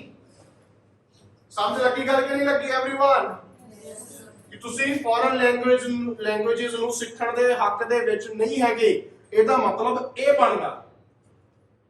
ਜੇ ਤੁਸੀਂ ਡਿਸਐਗਰੀ ਹੁੰਨੇ ਆ ਫਿਰ ਇਹਦਾ ਮਤਲਬ ਇਹ ਹੈ ਕਿ because many children are not able to learn foreign language, ਪਹਿਲੀ ਸਟੇਟਮੈਂਟ ਹੈ, ਪਹਿਲੀ ਲਾਈਨ ਹੈ, ਇਹਦਾ ਮਤਲਬ ਇਹ ਕਿ ਤੁਸੀਂ ਇਸ ਗੱਲ ਨਾਲ ਡਿਸਐਗਰੀ ਆ, ਨਹੀਂ ਤੁਸੀਂ ਇਹ ਗੱਲ ਨੂੰ ਨਹੀਂ ਮੰਨਦੇ ਕਿ ਬੱਚੇ ਸਿੱਖ ਨਹੀਂ ਸਕਦੇ, ਤੁਸੀਂ ਇਹ ਮੰਨਦੇ ਕਿ ਬੱਚੇ ਫੋਰਨ ਲੈਂਗੁਏजेस ਨੂੰ ਸਿੱਖ ਸਕਦੇ ਆ। ਤੇ ਫਿਰ ਦੂਜੀ ਲਾਈਨ ਹੈ schools should not force them to learn foreign languages, ਇਹਦਾ ਮਤਲਬ ਇਹ ਹੈ ਕਿ ਹਾਂ ਅਸੀਂ ਇਸ ਨਾਲ ਡਿਸਐਗਰੀ ਕਰਦੇ ਹਾਂ ਕਿ ਗਲਤ ਲਿਖੀ ਹੋਈ ਆ, ਸਕੂਲਸ ਨੂੰ ਫੋਰਸ ਕਰਨਾ ਚਾਹੀਦਾ ਬੱਚਿਆਂ ਨੂੰ ਫੋਰਨ ਲੈਂਗੁਏजेस ਸਿੱਖਣ ਵਾਸਤੇ। ਇਹੀ ਮਤਲਬ ਹੈ ਯੈਸ অর ਨੋ? ਠੀਕ ਹੈ, ਸਕੂਲਸ ਸ਼ੁੱਡ ਫੋਰਸ। ਹੁਣ ਇਹਦੇ ਵਿੱਚੋਂ ਦੋ ਸਟੇਟਮੈਂਟਾਂ ਰਾਈਜ਼ ਹੁੰਦੀਆਂ, ਇੱਕ ਤਾਂ ਐਗਰੀ ਵਾਲੀ, ਇੱਕ ਡਿਸਐਗਰੀ ਵਾਲੀ। ਜੇ ਤਾਂ ਤੁਸੀਂ ਐਗਰੀ ਵੱਲ ਜਾ ਰਹੇ ਆ ਫਿਰ ਤਾਂ ਸਟੇਟਮੈਂਟ ਸੇਮ ਹੀ ਰਹੂਗੀ, ਸਟੇਟਮੈਂਟ ਇਹੀ ਰਹੂਗੀ ਕਿ ਤੁਸੀਂ ਹਾਂ ਇਸ ਗੱਲ ਨੂੰ ਮੰਨਦੇ ਆ, ਇਹਨੂੰ ਇਵੈਲੂਏਟ ਕਰਕੇ ਲਿਖਣਾ, ਕਿਸ ਤਰੀਕੇ ਨਾਲ ਲਿਖਣਾ, ਕਿਵੇਂ ਲਿਖਣਾ, ਕਿਹੜੇ ਕਿਹੜੇ ਪੁਆਇੰਟ ਲਿਖਣੇ ਆ, ਉਹ ਆਪਾਂ ਬਾਅਦ ਚ ਡਿਸਕਸ ਕਰਦੇ ਆ। ਪਰ ਜੇ ਤੁਸੀਂ ਡਿਸਐਗਰੀ ਕਰਦੇ ਆ ਕਿ ਨਵੀਂ ਸਟੇਟਮੈਂਟ ਬਣਦੀ ਆ, ਉਹ ਸਟੇਟਮੈਂਟ ਇਹ ਬਣਦੀ ਆ, ਕੀ ਬਣੂਗੀ ਨਵੀਂ ਸਟੇਟਮੈਂਟ? ਜਿਹਦੇ ਨਾਲ ਤੁਸੀਂ ਸਹਿਮਤ ਹੋ ਰਹੇ ਆ। ਜੇ ਤੁਸੀਂ ਡਿਸਐਗਰੀ ਕਰ ਰਹੇ ਆ ਮਤਲਬ ਤੁਸੀਂ ਉੱਪਰਲੀ ਨਾਲ ਡਿਸਐਗਰੀ ਕਰ ਰਹੇ ਜਿਹੜੀ ਲਿਖੀ ਹੋਈ ਆ, ਫਿਰ ਤੁਸੀਂ ਐਗਰੀ ਕਿਹੜੀ ਚੀਜ਼ ਨਾਲ ਆ? ਤੁਸੀਂ ਐਗਰੀ ਇਸ ਗੱਲ ਦੇ ਨਾਲ ਆ because many children are able to learn foreign languages, so schools should force students to learn foreign languages. Yes or no? Disagree ਕਰਨ ਦਾ ਮਤਲਬ ਇਹ ਆ, ਜਦੋਂ ਤੁਸੀਂ ਇਸ ਚੀਜ਼ ਨਾਲ ਡਿਸਐਗਰੀ ਕਰ ਰਹੇ ਆ, ਇਸ ਪੁਆਇੰਟ ਤੱਕ ਆ ਚੁੱਕੇ ਆ, ਇਹਦਾ ਮਤਲਬ ਇਹ ਬਣਦਾ ਕਿ ਤੁਸੀਂ ਨੇਟਿਵ ਲੈਂਗੁਏजेस ਦੇ ਵਿੱਚ ਨਾਨ ਨੇਟਿਵ ਲੈਂਗੁਏजेस ਦੇ ਹੱਕ ਦੇ ਵਿੱਚ ਬੋਲਣਾ ਜਦੋਂ ਤੁਸੀਂ ਡਿਸਐਗਰੀ ਕਰਨਾ। ਜੇ ਤੁਸੀਂ ਐਗਰੀ ਕਰਨਾ ਤੁਸੀਂ ਨਾਨ ਨੇਟਿਵ ਲੈਂਗੁਏजेस ਦੇ ਅਗੇਂਸਟ ਬੋਲਣਾ। ਤੁਸੀਂ ਅਗੇਂਸਟ ਬੋਲਣਾ ਨਹੀਂ ਜੀ ਇਹ ਬੱਚੇ ਸਿੱਖ ਨਹੀਂ ਪਾਉਂਦੇ, ਇਹਨਾਂ ਨੂੰ ਆਹ ਪ੍ਰੋਬਲਮਸ ਹੁੰਦੀਆਂ, ਨੇਟਿਵ ਲੈਂਗੁਏजेस ਨਾਲ ਤੋੜਨਾ ਚੰਗੀ ਗੱਲ ਨਹੀਂ ਹੈਗੀ, ਸੋ ਬਹਾਨੇ ਆਪਾਂ ਮਾਰਦੇ ਹਾਂ ਉਸ ਚੀਜ਼ ਦੀ। ਠੀਕ ਹੈ, ਔਰ ਜੇ ਤੁਸੀਂ ਡਿਸਐਗਰੀ ਕਰਦੇ ਆ ਤੇ ਫਿਰ ਆਪਾਂ ਨਾਨ ਨੇਟਿਵ ਲੈਂਗੁਏजेस ਦੇ ਹੱਕ ਦੇ ਵਿੱਚ ਆਪਣਾ ਆਨਸਰ ਦੇਣਾ। ਹੁਣ ਤੁਸੀਂ ਸੋਚਣੇ ਆ, ਮੈਂ ਤੁਹਾਨੂੰ 2 ਮਿੰਟ ਦੇ ਰਿਹਾ, ਇਦਾਂ ਹੀ ਇੱਕ ਲਾਈਨ ਬਣਾ ਕੇ ਐਗਰੀ ਡਿਸਐਗਰੀ ਦੀ, ਜਿਹੜੇ ਪਾਸੇ ਤੁਸੀਂ ਜਾਣਾ, ਐਗਰੀ ਜਾਓਗੇ ਕਿ ਡਿਸਐਗਰੀ ਜਾਓਗੇ? ਇਸ ਐਸੇ ਨਾਲ ਦੋਨੇ ਨਹੀਂ ਜਾਣਾ, ਐਗਰੀ ਜਾਓਗੇ ਕਿ ਡਿਸਐਗਰੀ? ਡਿਸਐਗਰੀ ਜਾਓਗੇ ਤੁਸੀਂ ਆਪ ਤਾਂ ਨਾਨ ਨੇਟਿਵ ਲੈਂਗੁਏਜ ਸਿੱਖੀ ਹੈ। ਠੀਕ ਹੈ, ਹੁਣ ਗੱਲਾਂ ਦੋ ਆ, ਮੈਂ ਵਾਰ-ਵਾਰ ਇਹ ਗੱਲ ਕਹਿਣਾ ਹੁੰਦਾ, ਬਹੁਤ ਇੰਪੋਰਟੈਂਟ ਗੱਲ ਆ, ਸਾਰੇ ਕੰਨ ਖੋਲ ਕੇ ਸੁਣ ਲਓ। ਜਦੋਂ ਤੁਸੀਂ ਕੋਈ ਵੀ ਟੈਸਟ ਦੇ ਰਹੇ ਆ, ਚਾਹੇ ਉਹ ਆਇਲਸ ਦਾ ਟੈਸਟ ਆ, ਚਾਹੇ ਉਹ ਜ਼ਿੰਦਗੀ ਦਾ ਟੈਸਟ ਆ, ਚਾਹੇ ਜ਼ਿੰਦਗੀ ਦੀ ਕੋਈ ਸਿਚੁਏਸ਼ਨ ਆ, ਜਦੋਂ ਤੁਸੀਂ ਕੋਈ ਵੀ ਟੈਸਟ ਦੇ ਰਹੇ ਆ, ਕਿਸੇ ਵੀ ਸਿਚੁਏਸ਼ਨ 'ਚ ਬੈਠੇ ਆ, ਜਿਹੜਾ ਟਰੁੱਥ ਵਰਡ ਆ, ਸੱਚ ਵਰਡ ਆ, ਬੜਾ ਜ਼ਿਆਦਾ ਇੰਪੋਰਟੈਂਟ ਆ ਤੁਹਾਡੀ ਲਾਈਫ ਵਾਸਤੇ, ਤੁਹਾਡੇ ਰਾਈਟਿੰਗ ਵਾਸਤੇ ਵੀ, ਤੁਹਾਡੀ ਰੀਡਿੰਗ ਵਾਸਤੇ ਵੀ, ਤੁਹਾਡੀ ਲਾਈਫ ਵਾਸਤੇ ਵੀ, ਤੁਹਾਡੇ ਰਿਲੇਸ਼ਨਸ਼ਿਪ ਵਾਸਤੇ ਵੀ, ਹਰ ਚੀਜ਼ ਲਈ ਸੱਚ ਵਰਡ ਬੜਾ ਇੰਪੋਰਟੈਂਟ ਆ। ਕਿਉਂਕਿ ਜਦੋਂ ਕੋਈ ਬੰਦਾ ਸੱਚ ਬੋਲਦਾ ਨਾ ਤਾਂ ਉਸ ਸੱਚ ਦੇ ਨਾਲ ਉਸ ਬੰਦੇ ਵਿੱਚ ਕੌਨਫੀਡੈਂਸ ਹੁੰਦਾ ਕਿ ਹਾਂ ਮੈਂ ਆਹ ਚੀਜ਼ ਹੈਗਾ ਤੇ ਆਹ ਚੀਜ਼ ਮੈਂ ਕੀਤੀ ਆ। ਸਮਝਿਆ? ਉਸ ਚੀਜ਼ ਨਾਲ ਬੰਦੇ 'ਚ ਕੌਨਫੀਡੈਂਸ ਆਉਣ ਲੱਗ ਜਾਂਦਾ। ਹੁਣ ਤੁਸੀਂ ਸਾਰੇ ਆਇਲਸ ਕਰ ਰਹੇ ਆ, ਇੰਗਲਿਸ਼ ਸਿੱਖ ਰਹੇ ਆ, ਇੰਗਲਿਸ਼ ਸਿੱਖਣ ਦਾ ਮਤਲਬ ਹੈ ਕਿ ਤੁਸੀਂ ਇੱਕ ਨਾਨ ਨੇਟਿਵ ਲੈਂਗੁਏਜ ਨੂੰ ਸਿੱਖ ਰਹੇ ਆ ਕਿ ਨਹੀਂ ਸਿੱਖ ਰਹੇ? ਸਿੱਖ ਰਹੇ ਆ ਨਾ। ਨਾਨ ਨੇਟਿਵ ਲੈਂਗੁਏਜ ਨੂੰ ਸਿੱਖਣਾ ਮਤਲਬ ਤੁਸੀਂ ਸਾਰੇ ਸਪੋਰਟ ਕਰਦੇ ਆ, ਦਿਲੋਂ ਸਪੋਰਟ ਕਰਦੇ ਆ, ਇਹੀ ਮਤਲਬ ਬਣਦਾ। ਠੀਕ ਹੈ, ਤੁਸੀਂ ਸਾਰੇ ਨਾਨ ਨੇਟਿਵ ਲੈਂਗੁਏਜ ਨੂੰ ਸਿੱਖਣ ਨੂੰ ਸਪੋਰਟ ਕਰਦੇ ਆ। ਨਾਨ ਨੇਟਿਵ ਲੈਂਗੁਏਜ ਨੂੰ ਸਿੱਖਣ ਨੂੰ ਸਪੋਰਟ ਕਰਨ ਦਾ ਮਤਲਬ ਹੈ ਕਿ ਤੁਸੀਂ ਇਸ ਸਟੇਟਮੈਂਟ ਦੇ ਨਾਲ ਡਿਸਐਗਰੀ ਹੋਵੋਗੇ। Yes or no? ਡਿਸਐਗਰੀ ਹੋਵੋਗੇ ਨਾ ਤਾਂ ਫਿਰ ਮੈਂ ਇਹ ਹਮੇਸ਼ਾ ਸਾਰੇ ਸਟੂਡੈਂਟਸ ਨੂੰ ਸੁਜੈਸਟ ਕਰਦਾ, ਜਿੰਨਾ ਜੇ ਕੋਈ ਟੌਪਿਕ ਇਹੋ ਜਿਹਾ ਹੁੰਦਾ ਜਿਹੜਾ ਤੁਹਾਡੇ ਦਿਲ ਦੇ ਬਹੁਤ ਕਰੀਬ ਹੈ, ਕਿਉਂਕਿ ਇਹ ਵੀ ਦਿਲ ਦੇ ਬਹੁਤ ਕਰੀਬ ਹੈ, ਇਹ ਨਹੀਂ ਕੈਨੇਡਾ ਭੇਜਣਾ ਆਪਾਂ ਨੂੰ ਨਾਨ ਨੇਟਿਵ ਲੈਂਗੁਏਜ ਨੇ। ਠੀਕ ਹੈ, ਤਾਂ ਜਿਹੜਾ ਟੌਪਿਕ ਤੁਹਾਡੇ ਦਿਲ ਦੇ ਬਹੁਤ ਕਰੀਬ ਆ ਜਾਂ ਤੁਹਾਨੂੰ ਤੁਹਾਡੀ ਲਾਈਫ ਨਾਲ ਰਿਲੇਟਡ ਕੋਈ ਟੌਪਿਕ ਆਉਂਦਾ, ਠੀਕ ਹੈ, ਕਿਉਂਕਿ ਇਹ ਵੀ ਤੁਹਾਡੀ ਲਾਈਫ ਨਾਲ, ਸਾਰਿਆਂ ਦੀ ਲਾਈਫ ਨਾਲ ਰਿਲੇਟਡ ਆ। ਮੈਂ ਪੜ੍ਹਾ ਰਿਹਾ, ਤੁਸੀਂ ਪੜ੍ਹ ਰਹੇ ਆ, ਇਹ ਇੱਕ ਨਾਨ ਨੇਟਿਵ ਲੈਂਗੁਏਜ। ਤਾਂ ਜਿਹੜਾ ਟੌਪਿਕ ਤੁਹਾਨੂੰ ਦਿਲ ਦੇ ਕਰੀਬ ਆਉਂਦਾ, ਤੁਹਾਡੀ ਲਾਈਫ ਨਾਲ ਰਿਲੇਟਡ ਆਉਂਦਾ, ਉੱਤੇ ਵੱਧ ਤੋਂ ਵੱਧ ਕੋਸ਼ਿਸ਼ ਕਰਿਆ ਕਰੋ ਕਿ ਤੁਸੀਂ ਜੋ ਅਸਲ 'ਚ ਹੋ ਉਹੀ ਲਿਖੋ, ਕਿਉਂਕਿ ਉਹਦੇ ਲਈ ਦੋ ਗੱਲਾਂ ਹੋਣਗੀਆਂ। ਇੱਕ ਤਾਂ ਤੁਹਾਡੇ ਕੋਲੇ ਪੁਆਇੰਟ ਬਹੁਤ ਹੋਣਗੇ ਉਹਦੇ ਬਾਰੇ ਲਿਖਣ ਨੂੰ, ਤੁਹਾਡੇ ਰੀਅਲ ਲਾਈਫ ਐਕਸਪੀਰੀਐਂਸਿਸ ਹੋਣਗੇ ਉਹਦੇ ਬਾਰੇ ਲਿਖਣ ਨੂੰ। ਠੀਕ ਹੈ, ਹੁਣ ਤੁਸੀਂ ਇੰਗਲਿਸ਼ ਕਰ ਲਈ, ਤੁਸੀਂ ਇੰਗਲਿਸ਼ ਸਿੱਖ ਲਈ, ਆਇਲਸ ਦਾ ਪੇਪਰ ਦੇਤਾ, ਤੁਸੀਂ ਕਲੀਅਰ ਕਰ ਗਏ, ਤੁਹਾਡੇ ਲਈ ਕੀ ਕੀ ਓਪਰਚੁਨਿਟੀਜ਼ ਨਿਕਲਦੀਆਂ ਤੁਹਾਨੂੰ ਪਤਾ। ਕੋਈ ਕੀ ਸੋਚ ਰਿਹਾ, ਕੋਈ ਕੀ ਸੋਚ ਰਿਹਾ, ਕੋਈ ਐਡਮਿਸ਼ਨਸ ਦਾ ਸੋਚ ਰਿਹਾ, ਕੋਈ ਕਰੀਅਰ ਬਣਾਉਣ ਦਾ ਸੋਚ ਰਿਹਾ, ਕੋਈ ਸਕਾਲਰਸ਼ਿਪ ਦਾ ਸੋਚ ਰਿਹਾ, ਇਹ ਉਹ ਪਤਾ ਨਹੀਂ ਕੀ। ਠੀਕ ਹੈ, ਹੁਣ ਇੱਥੇ ਬਹੁਤ ਸਾਰੇ ਸਟੂਡੈਂਟਸ ਆਪਣੇ ਕੋਲ ਪੜ੍ਹ ਕੇ ਗਏ ਆ, ਜੇ 6.5 ਬੈਂਡ ਆਉਂਦੇ ਆ ਉਹਨਾਂ ਨੂੰ ਫੀਸ ਇੰਨੀ ਭਰਨੀ ਪੈਂਦੀ ਆ, ਜੇ ਉਹ ਉਸੇ ਲੈਂਗੁਏਜ ਨੂੰ ਇੰਗਲਿਸ਼ ਹੀ ਆ ਆਇਲਸ ਦੇ ਵਿੱਚ, ਜੇ ਉਸੇ ਲੈਂਗੁਏਜ ਨੂੰ ਜ਼ਿਆਦਾ ਸਿੱਖ ਲੈਂਦੇ ਆ ਤਾਂ ਉਹਨਾਂ ਨੂੰ ਕੋਈ 5 6 10 ਹਜ਼ਾਰ ਡਾਲਰ ਦੀ ਸਕਾਲਰਸ਼ਿਪ ਵੀ ਲੱਗ ਜਾਂਦੀ ਹੈ ਜੇ 7 ਬੈਂਡ ਓਵਰਆਲ ਆ ਜਾਣ ਤਾਂ ਫਾਇਦੇ ਹੁੰਦੇ ਆ ਉਸ ਚੀਜ਼ ਦੇ। ਉਹ ਕਈ ਬੱਚਿਆਂ ਨੂੰ ਪਤਾ ਕਿਉਂਕਿ ਉਹ ਤਾਂ ਟਰਾਈ ਇਸ ਚੀਜ਼ ਲਈ ਕਰ ਰਹੇ ਆ ਕਿ ਉਹਨਾਂ ਨੂੰ ਸਕਾਲਰਸ਼ਿਪ ਲੱਗ ਜੇ ਕਿਸੇ ਨਾ ਕਿਸੇ ਤਰੀਕੇ ਨਾਲ। ਸਮਝ ਰਹੇ ਹੋ ਕਿ ਨਹੀਂ? Yes or no? ਠੀਕ ਹੈ। ਤਾਂ ਜਦੋਂ ਵੀ ਤੁਸੀਂ ਕੋਈ ਐਸੇ ਕਰਦੇ ਆ, ਟਾਸਕ 1 ਕਰਦੇ ਆ, ਕੋਈ ਵੀ ਚੀਜ਼ ਜ਼ਿੰਦਗੀ 'ਚ ਕਰਦੇ ਆ, ਜਦੋਂ ਤੁਸੀਂ ਸੱਚ ਦੇ ਆਧਾਰ ਤੇ ਕਰੋਗੇ ਤਾਂ ਤੁਸੀਂ ਕਦੇ ਵੀ ਫੇਲ ਨਹੀਂ ਹੋਵੋਗੇ, ਕਦੇ ਅੰਡਰ ਕੌਨਫੀਡੈਂਟ ਨਹੀਂ ਹੋਵੋਗੇ ਉਸ ਚੀਜ਼ ਨੂੰ ਲੈ ਕੇ। ਹਮੇਸ਼ਾ ਤੁਹਾਡੇ 'ਚ ਹੌਸਲਾ ਹੋਊਗਾ, ਯਾਰ ਮੈਂ ਆਹ ਚੀਜ਼ ਕੀਤੀ ਆ, ਮੈਂ ਆ ਹੈਗਾ, ਦੱਸੋ ਕੀ ਕਰਨਾ। ਠੀਕ ਹੈ। ਜਦੋਂ ਕੋਈ ਆਪਾਂ ਝੂਠ ਮਾਰਦੇ ਆ, ਜਦੋਂ ਕੋਈ ਆਪਾਂ ਕੰਮ ਅਨਐਥੀਕਲ ਕਰਦੇ ਆ, ਉਦੋਂ ਆਪਣੇ ਅੰਦਰ ਸਵਾਲ ਹੁੰਦਾ ਕਿ ਯਾਰ ਇਹ ਚੀਜ਼ ਮੈਂ ਸਹੀ ਲਿਖੀ ਆ ਜਾਂ ਕੰਮ ਮੈਂ ਸਹੀ ਕੀਤਾ। ਹੁਣ ਜ਼ਿੰਦਗੀ ਦੇ ਵਿੱਚ ਆਪਾਂ ਕਈ ਚੀਜ਼ਾਂ ਇਹੋ ਜਿਹੀਆਂ ਕਰ ਦਿੰਦੇ ਆ ਕਿ ਆਪਾਂ ਕਹਿੰਦੇ ਯਾਰ ਕਿ ਆਹ ਕੰਮ ਆਪਾਂ ਗਲਤ ਕਰ ਬੈਠੇ ਗਲਤੀ ਨਾਲ। ਠੀਕ ਹੈ। ਫਿਰ ਜਿੰਨਾ ਟਾਈਮ ਉਹ ਪ੍ਰੋਬਲਮ ਸੋਲਵ ਨਹੀਂ ਹੁੰਦੀ, ਜਿੰਨਾ ਟਾਈਮ ਤੁਹਾਡੇ ਆਇਲਸ ਦਾ ਰਿਜ਼ਲਟ ਨਹੀਂ ਹੁੰਦਾ, ਤੁਹਾਡੇ ਮਨ ਦੇ ਵਿੱਚ ਇਹੀ ਲੱਗਾ ਰਹਿਣਾ ਕਿ ਯਾਰ ਮੈਂ ਸਹੀ ਕੀਤਾ ਕਿ ਗਲਤ ਕੀਤਾ। ਪਰ ਇੱਕ ਵਾਰੀ ਤੁਸੀਂ ਐਥੀਕਲ ਕੰਮ ਕਰਤਾ, ਠੀਕ ਹੈ, ਇੱਕ ਵਾਰੀ ਤੁਸੀਂ ਐਥੀਕਲ ਕੰਮ ਕਰਤਾ। ਹੁਣ ਅਸੀਂ ਇਮੀਗ੍ਰੇਸ਼ਨ ਦਾ ਕੰਮ ਕਰਦੇ ਹਾਂ, ਫਾਈਲ ਲਾਉਣ ਦੇ ਕਈ ਤਰੀਕੇ ਆ। ਠੀਕ ਹੈ। ਇੱਕ ਸਹੀ ਤਰੀਕਾ ਵੀ ਹੁੰਦਾ, ਇੱਕ ਗਲਤ ਤਰੀਕਾ ਵੀ ਹੁੰਦਾ। ਗਲਤ ਤਰੀਕੇ ਨਾਲ ਜਿਹੜੇ ਏਜੰਟਸ ਫਾਈਲ ਲਾਉਂਦੇ ਆ ਜਾਂ ਕੰਸਲਟੈਂਟਸ ਫਾਈਲ ਲਾਉਂਦੇ ਆ, ਠੀਕ ਹੈ, ਜਿੰਨਾ ਟਾਈਮ ਉਹ ਵੀਜ਼ਾ ਆ ਨਹੀਂ ਜਾਂਦਾ ਜਾਂ ਨਹੀਂ ਆ ਜਾਂਦਾ, ਉਹ ਸੌਂਦੇ ਨਹੀਂ ਰਾਤਾਂ ਨੂੰ, ਕਿਉਂਕਿ ਉਹਨੂੰ ਪਤਾ ਹੁੰਦਾ ਪਤਾ ਨਹੀਂ ਇਸ ਕੇਸ ਦੇ ਨਾਲ ਕੀ ਹੋਣਾ, ਕੀ ਪਤਾ ਬੱਚੇ ਦਾ ਬੈਨ ਲੱਗ ਜਾਣਾ, ਕੀ ਪਤਾ ਬੱਚੇ ਦਾ ਕੀ ਹੋਣਾ, ਕਿਉਂਕਿ ਕੰਮ ਉਹਨਾਂ ਨੂੰ ਹੁੰਦਾ ਪਰ ਉਹਨਾਂ ਨੇ ਅਨਐਥੀਕਲ ਤਰੀਕੇ ਨਾਲ ਕੀਤਾ। ਤਾਂ ਤੁਹਾਡੇ ਮਨ ਦੀ ਫੀਲਿੰਗ ਤੋਂ ਪਰੇ ਹੋ ਕੇ, ਸੱਚ ਤੋਂ ਪਰੇ ਹੋ ਕੇ ਕੋਈ ਵੀ ਚੀਜ਼ ਕਰਨਾ ਤੁਹਾਨੂੰ ਰਾਤਾਂ ਨੂੰ ਸੌਣ ਨਹੀਂ ਦਿੰਦੀ, ਚਾਹੇ ਉਹ ਆਇਲਸ ਦਾ ਪੇਪਰ ਆ, ਚਾਹੇ ਉਹ ਰਾਈਟਿੰਗ ਟਾਸਕ 2 ਆ, ਰਾਈਟਿੰਗ ਟਾਸਕ 1 ਆ, ਚਾਹੇ ਉਹ ਜ਼ਿੰਦਗੀ। ਮੈਂ ਆ, ਮੈਨੂੰ ਪਤਾ ਕਿ ਮੈਂ ਐਪਲੀਕੇਸ਼ਨ, ਹੁਣ ਜਿੰਨਾ ਤੁਹਾਡੇ ਵਿੱਚੋਂ ਬਹੁਤ ਸਾਰੇ ਬੱਚੇ ਮੇਰੇ ਕੋਲ ਵੀਜ਼ਾ ਦੀ ਕੰਸਲਟੈਂਸੀ ਲੈ ਕੇ ਗਏ ਆ, ਆਪਣੀ ਇਮੀਗ੍ਰੇਸ਼ਨ ਦੀ ਕੰਸਲਟੈਂਸੀ ਲੈ ਕੇ ਗਏ ਆ, ਤੁਹਾਨੂੰ ਪਤਾ ਹੋਊਗਾ ਮੈਂ ਤੁਹਾਨੂੰ ਸਾਫ਼-ਸਾਫ਼ ਦੱਸਿਆ ਕਿ ਆਹ ਗੱਲ ਏਦਾਂ ਹੋਣੀ ਆ, ਹੋਰ ਇਸ ਤੋਂ ਬਾਹਰ ਕੋਈ ਗੱਲ ਨਹੀਂ ਹੋਣੀ। ਠੀਕ ਹੈ। ਤੁਹਾਨੂੰ ਪਤਾ ਵੀ ਹੋਊਗਾ, ਮੈਂ ਕਹਿਣਾ ਹੁੰਦਾ ਕਿ ਜੇ ਮੇਰੀ ਵਜ੍ਹਾ ਕਰਕੇ ਵੀਜ਼ਾ ਰਿਫਿਊਜ਼ ਹੁੰਦਾ, ਕਾਲਜ ਕੋਰਸ ਜਿਹੜੀਆਂ ਚੀਜ਼ਾਂ ਮੇਰੇ ਹੱਥ ਦੇ ਵਿੱਚ ਆ ਉਹਨਾਂ ਕਰਕੇ ਕਦੇ ਵੀਜ਼ਾ ਰਿਫਿਊਜ਼ ਹੁੰਦਾ, ਮੈਂ 10 ਲੱਖ ਰੁਪਏ ਦਾ ਨਾਮ ਦਊਂਗਾ। ਕਿਉਂ ਇੰਨਾ ਕੌਨਫੀਡੈਂਸ ਆ? ਕਿਉਂਕਿ ਜਿਹੜੀ ਚੀਜ਼ ਮੈਂ ਕਰ ਰਿਹਾ, ਮੈਂ ਐਗਜ਼ੀਕਿਊਟ ਉੱਤੇ ਬੈਠਾ ਕਰ ਰਿਹਾ, ਉਹਦੇ ਉੱਤੇ ਮੈਂ ਬਿਲਕੁਲ ਕੌਨਫੀਡੈਂਟ ਆ, ਕਿਉਂਕਿ ਉੱਥੇ ਮੈਂ ਸੱਚ ਬੋਲ ਰਿਹਾ, ਮੈਂ ਕੋਈ ਵੀ ਅਨਐਥੀਕਲ ਗੱਲ, ਕੋਈ ਵੀ ਝੂਠ ਉੱਤੇ ਨਹੀਂ ਬੋਲ ਰਿਹਾ। ਤਾਂ ਕਰਕੇ ਮੈਨੂੰ ਇੰਨਾ ਹੌਸਲਾ ਆਉਂਦਾ, ਮੈਂ ਏਡੀਆਂ ਵੱਡੀਆਂ ਕਮਿਟਮੈਂਟਸ ਦੇ ਪਾਉਂਦਾ। ਮੇਰੇ ਜਿਹੜਾ ਨਾ ਮੈਨੂੰ ਰਾਤਾਂ ਨੂੰ ਕੋਈ ਨੀਂਦ ਦੀ ਪ੍ਰੋਬਲਮ ਆ, ਨਾ ਮੈਨੂੰ ਬੋਲਣ ਦੀ ਪ੍ਰੋਬਲਮ ਆ, ਨਾ ਮੈਨੂੰ ਆਫਿਸ ਆਉਣ ਲੱਗੇ ਡਰ ਲੱਗਦਾ, ਕਿਉਂਕਿ ਗਲਤ ਕੰਮ ਹੀ ਨਹੀਂ ਕੀਤਾ, ਝੂਠ ਕਿਸੇ ਨੂੰ ਬੋਲਿਆ ਨਹੀਂ ਕਿਸੇ ਤਰੀਕੇ ਦਾ। ਜਦੋਂ ਝੂਠ ਬੋਲੋਗੇ ਫਿਰ ਮੈਨੂੰ ਡਰ ਲੱਗੂਗਾ, ਯਾਰ ਪਤਾ ਨਹੀਂ ਕਿਹੜਾ ਮੱਥੇ ਲੱਗ ਜਾਣਾ ਚਾਹੁੰਦੇ ਸਾਰੀ। ਡਰ ਲੱਗਦਾ ਕਿ ਨਹੀਂ ਲੱਗਦਾ ਆਪਾਂ ਨੂੰ ਜਦੋਂ ਆਪਾਂ ਜ਼ਿੰਦਗੀ 'ਚ ਘਰਦਿਆਂ ਨੂੰ ਕੋਈ ਝੂਠ ਬੋਲਦੇ ਆ? ਜਿੱਦਣ ਹੁਣ ਤੁਸੀਂ ਸਾਰੇ ਬੱਚੇ ਇੱਥੇ ਹੁੰਦੇ ਆ, ਠੀਕ ਆ, ਤੁਸੀਂ ਇੱਥੇ ਆ ਗਏ, ਤੁਸੀਂ ਬੱਸ ਸਟੈਂਡ, ਤੁਸੀਂ ਛੁੱਟੀ ਹੋ ਗਈ ਤੁਹਾਨੂੰ 4-5 ਵਜੇ, ਠੀਕ ਹੈ, ਤੁਸੀਂ ਘਰੇ ਗਏ 6 ਵਜੇ, ਘੰਟਾ ਤੁਸੀਂ ਗੇੜੀਆਂ ਕੱਢੀਆਂ। ਕਰਦੇ ਹੀ ਆ, ਬਹੁਤ ਬੱਚੇ ਕਰਦੇ, ਮੈਂ ਆਪ ਦੇਖਦਾ ਬਾਜ਼ਾਰ 'ਚ ਆਪਣੇ ਇੰਸਟੀਚਿਊਟ ਦੇ ਬੱਚੇ, ਤੁਸੀਂ ਘੰਟਾ ਕੱਢਦੇ ਆ ਗੇੜੀਆਂ। ਠੀਕ ਹੈ। ਹੁਣ ਮੈਂ ਤੁਹਾਨੂੰ ਉੱਥੇ ਦੇਖ ਲਿਆ, ਤੁਸੀਂ ਮੇਰੀ ਗੱਡੀ ਦੇਖੀ ਬਾਜ਼ਾਰ 'ਚ ਜਾਂਦੀ, ਤੁਹਾਨੂੰ ਐ ਲੱਗਣਾ ਘਰੇ ਜਾਂਦੇ ਜ਼ਿਆਦਾ ਛਿੱਤਰ ਪੈਣੇ ਆ, ਜੇ ਸਰ ਨੇ ਘਰੇ ਫੋਨ ਕਰਤਾ ਪਤਾ ਨਹੀਂ ਕੀ ਹੋਣਾ, ਕਿਉਂਕਿ ਤੁਸੀਂ ਕੰਮ ਝੂਠਾ ਕੀਤਾ। ਤੁਸੀਂ ਕੰਮ ਝੂਠਾ ਕੀਤਾ ਹੋਊਗਾ, ਤੁਹਾਡੇ ਮਨ 'ਚ ਡਰ ਪੈਦਾ ਹੋਊਗਾ। ਇੱਦਾਂ ਹੀ ਜਦੋਂ ਤੁਸੀਂ ਆਪਦੇ ਵਿਊ ਪੁਆਇੰਟ ਤੋਂ ਸੱਚ ਤੋਂ ਪਰੇ ਹੋ ਕੇ ਲਿਖੋਗੇ, 13 ਦਿਨ ਜਿੰਨਾ ਟਾਈਮ ਆਇਲਸ ਦਾ ਰਿਜ਼ਲਟ ਰਿਹਾ ਤੁਹਾਨੂੰ ਆਏ ਲੱਗੀ ਜਾਣਾ ਪਤਾ ਨਹੀਂ ਕੀ ਹੋਣਾ। ਪਰ ਜੇ ਕੌਨਫੀਡੈਂਸ ਨਾਲ ਲਿਖਿਆ, ਜੇ ਹੁਣ ਤੁਸੀਂ ਕਿਤੇ ਗੇੜੇ ਕੱਢਣੇ ਆ, ਮੈਂ ਹੀ ਕਰਦਾ ਸੀ ਪਹਿਲਾਂ ਝੂਠ ਮਾਰਦਾ, ਘਰ ਦਾ ਡਰ ਲੱਗੀ ਜਾਣਾ, ਯਾਰ ਘਰੇ ਜਾਂਦੇ ਚੱਲ ਛਿੱਤਰ ਪੈਣੇ, ਜਾਂ ਜੇ ਪਤਾ ਲੱਗ ਗਿਆ ਤਾਂ ਪੈਣਗੀਆਂ, ਜੇ ਨਾ ਪਤਾ ਲੱਗਿਆ ਤਾਂ ਵੱਖਰੀ ਗੱਲ ਆ, ਪਰ ਜੇ ਪੈ ਗਈਆਂ ਫਿਰ ਚੰਗੀ ਤਰ੍ਹਾਂ ਪੈਣਗੀਆਂ, ਇਹ ਵੀ ਪਤਾ ਹੈ, ਪੈਂਦੀਆਂ ਨਾ ਜੇ ਝੂਠ ਮਾਰਦੇ ਆ।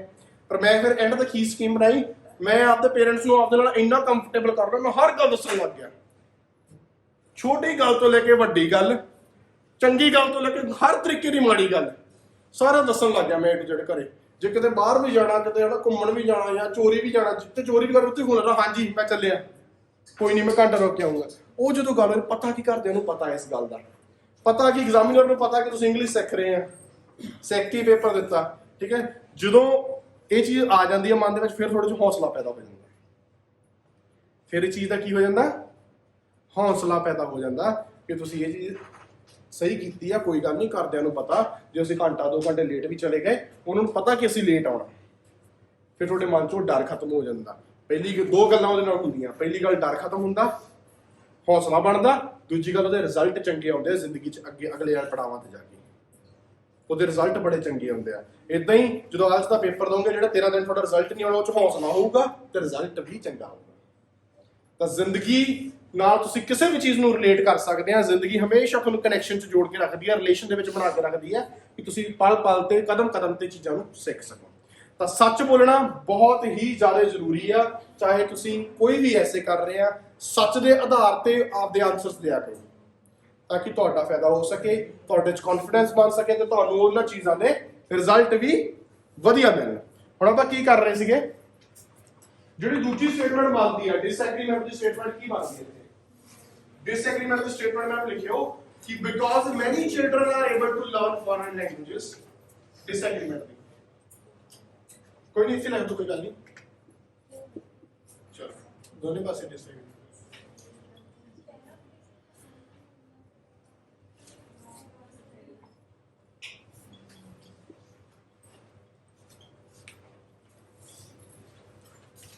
Because many children are able to learn foreign languages, schools must is stronger than should.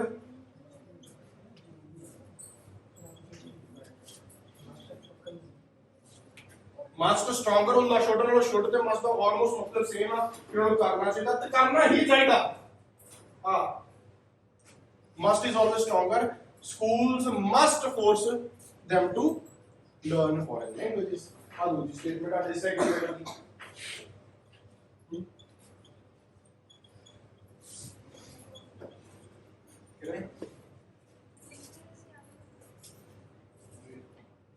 ये भी एग्री होना फिर है, मैंने सोचा कि डिसएग्री होना फिर वर्ड में लिखे होंगे।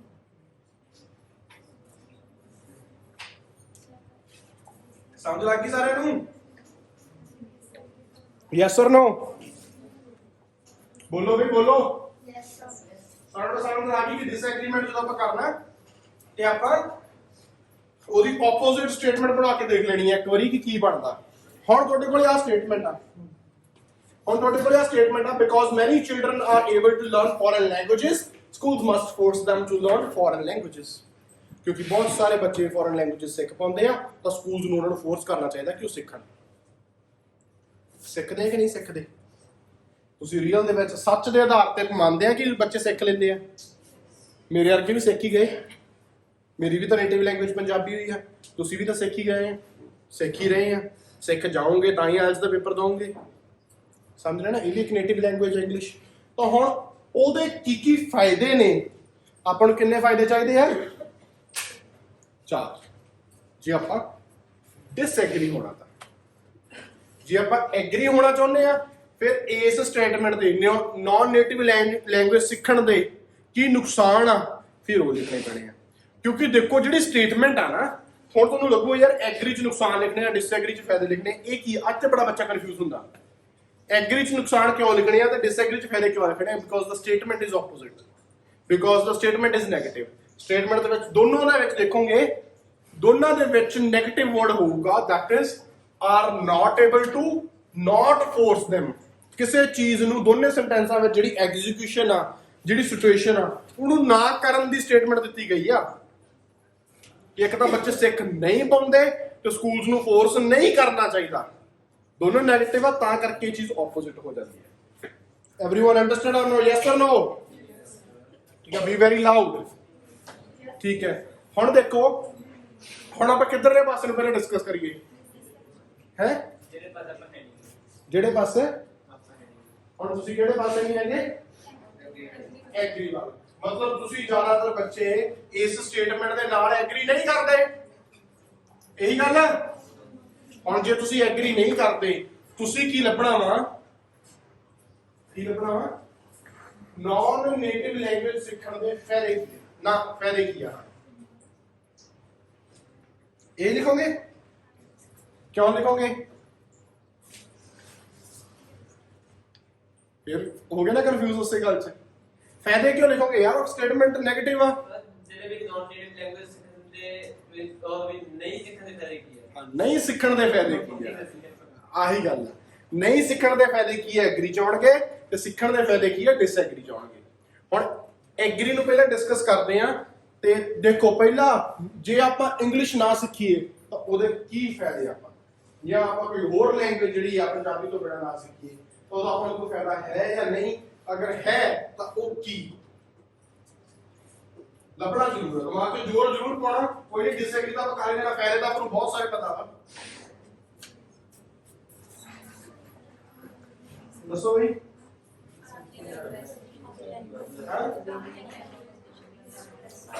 ਠੀਕ ਹੈ, ਕੀ ਹੁੰਦਾ? ਹੈਲੋ, ਇਹਨਾਂ ਨੇ ਕਿਹਾ ਆਪਦੀ ਲੈਂਗੁਏਜ, ਆਪਦੀ ਮਾਂ ਬੋਲੀ ਨਹੀਂ ਛੱਡਣੀ ਚਾਹੀਦੀ। ਬਹੁਤ ਸਟਰੋਂਗ ਵਰਡ ਹੈ, ਆਪਦੀ ਮਾਂ ਬੋਲੀ ਨਹੀਂ ਛੱਡਣੀ ਚਾਹੀਦੀ, ਕਿ ਆਪਦੀ ਮਾਂ ਬੋਲੀ ਨੂੰ ਸੰਭਾਲ ਕੇ ਰੱਖਣਾ ਚਾਹੀਦਾ। ਜੇ ਆਪਾਂ ਪੰਜਾਬ 'ਚ ਰਹਿੰਦੇ ਆ ਤਾਂ ਪੰਜਾਬੀ ਨੂੰ ਸੰਭਾਲ ਕੇ ਰੱਖਣਾ ਚਾਹੀਦਾ। ਪਰ ਤਰਾਸਦੀ ਹੈ ਪੰਜਾਬ ਦੀ ਕਿ ਕਿਸੇ ਨੇ ਪੰਜਾਬੀ ਨੂੰ ਨਹੀਂ ਸਾਂਭਿਆ। ਠੀਕ ਹੈ, ਨਹੀਂ ਸਾਂਭਿਆ।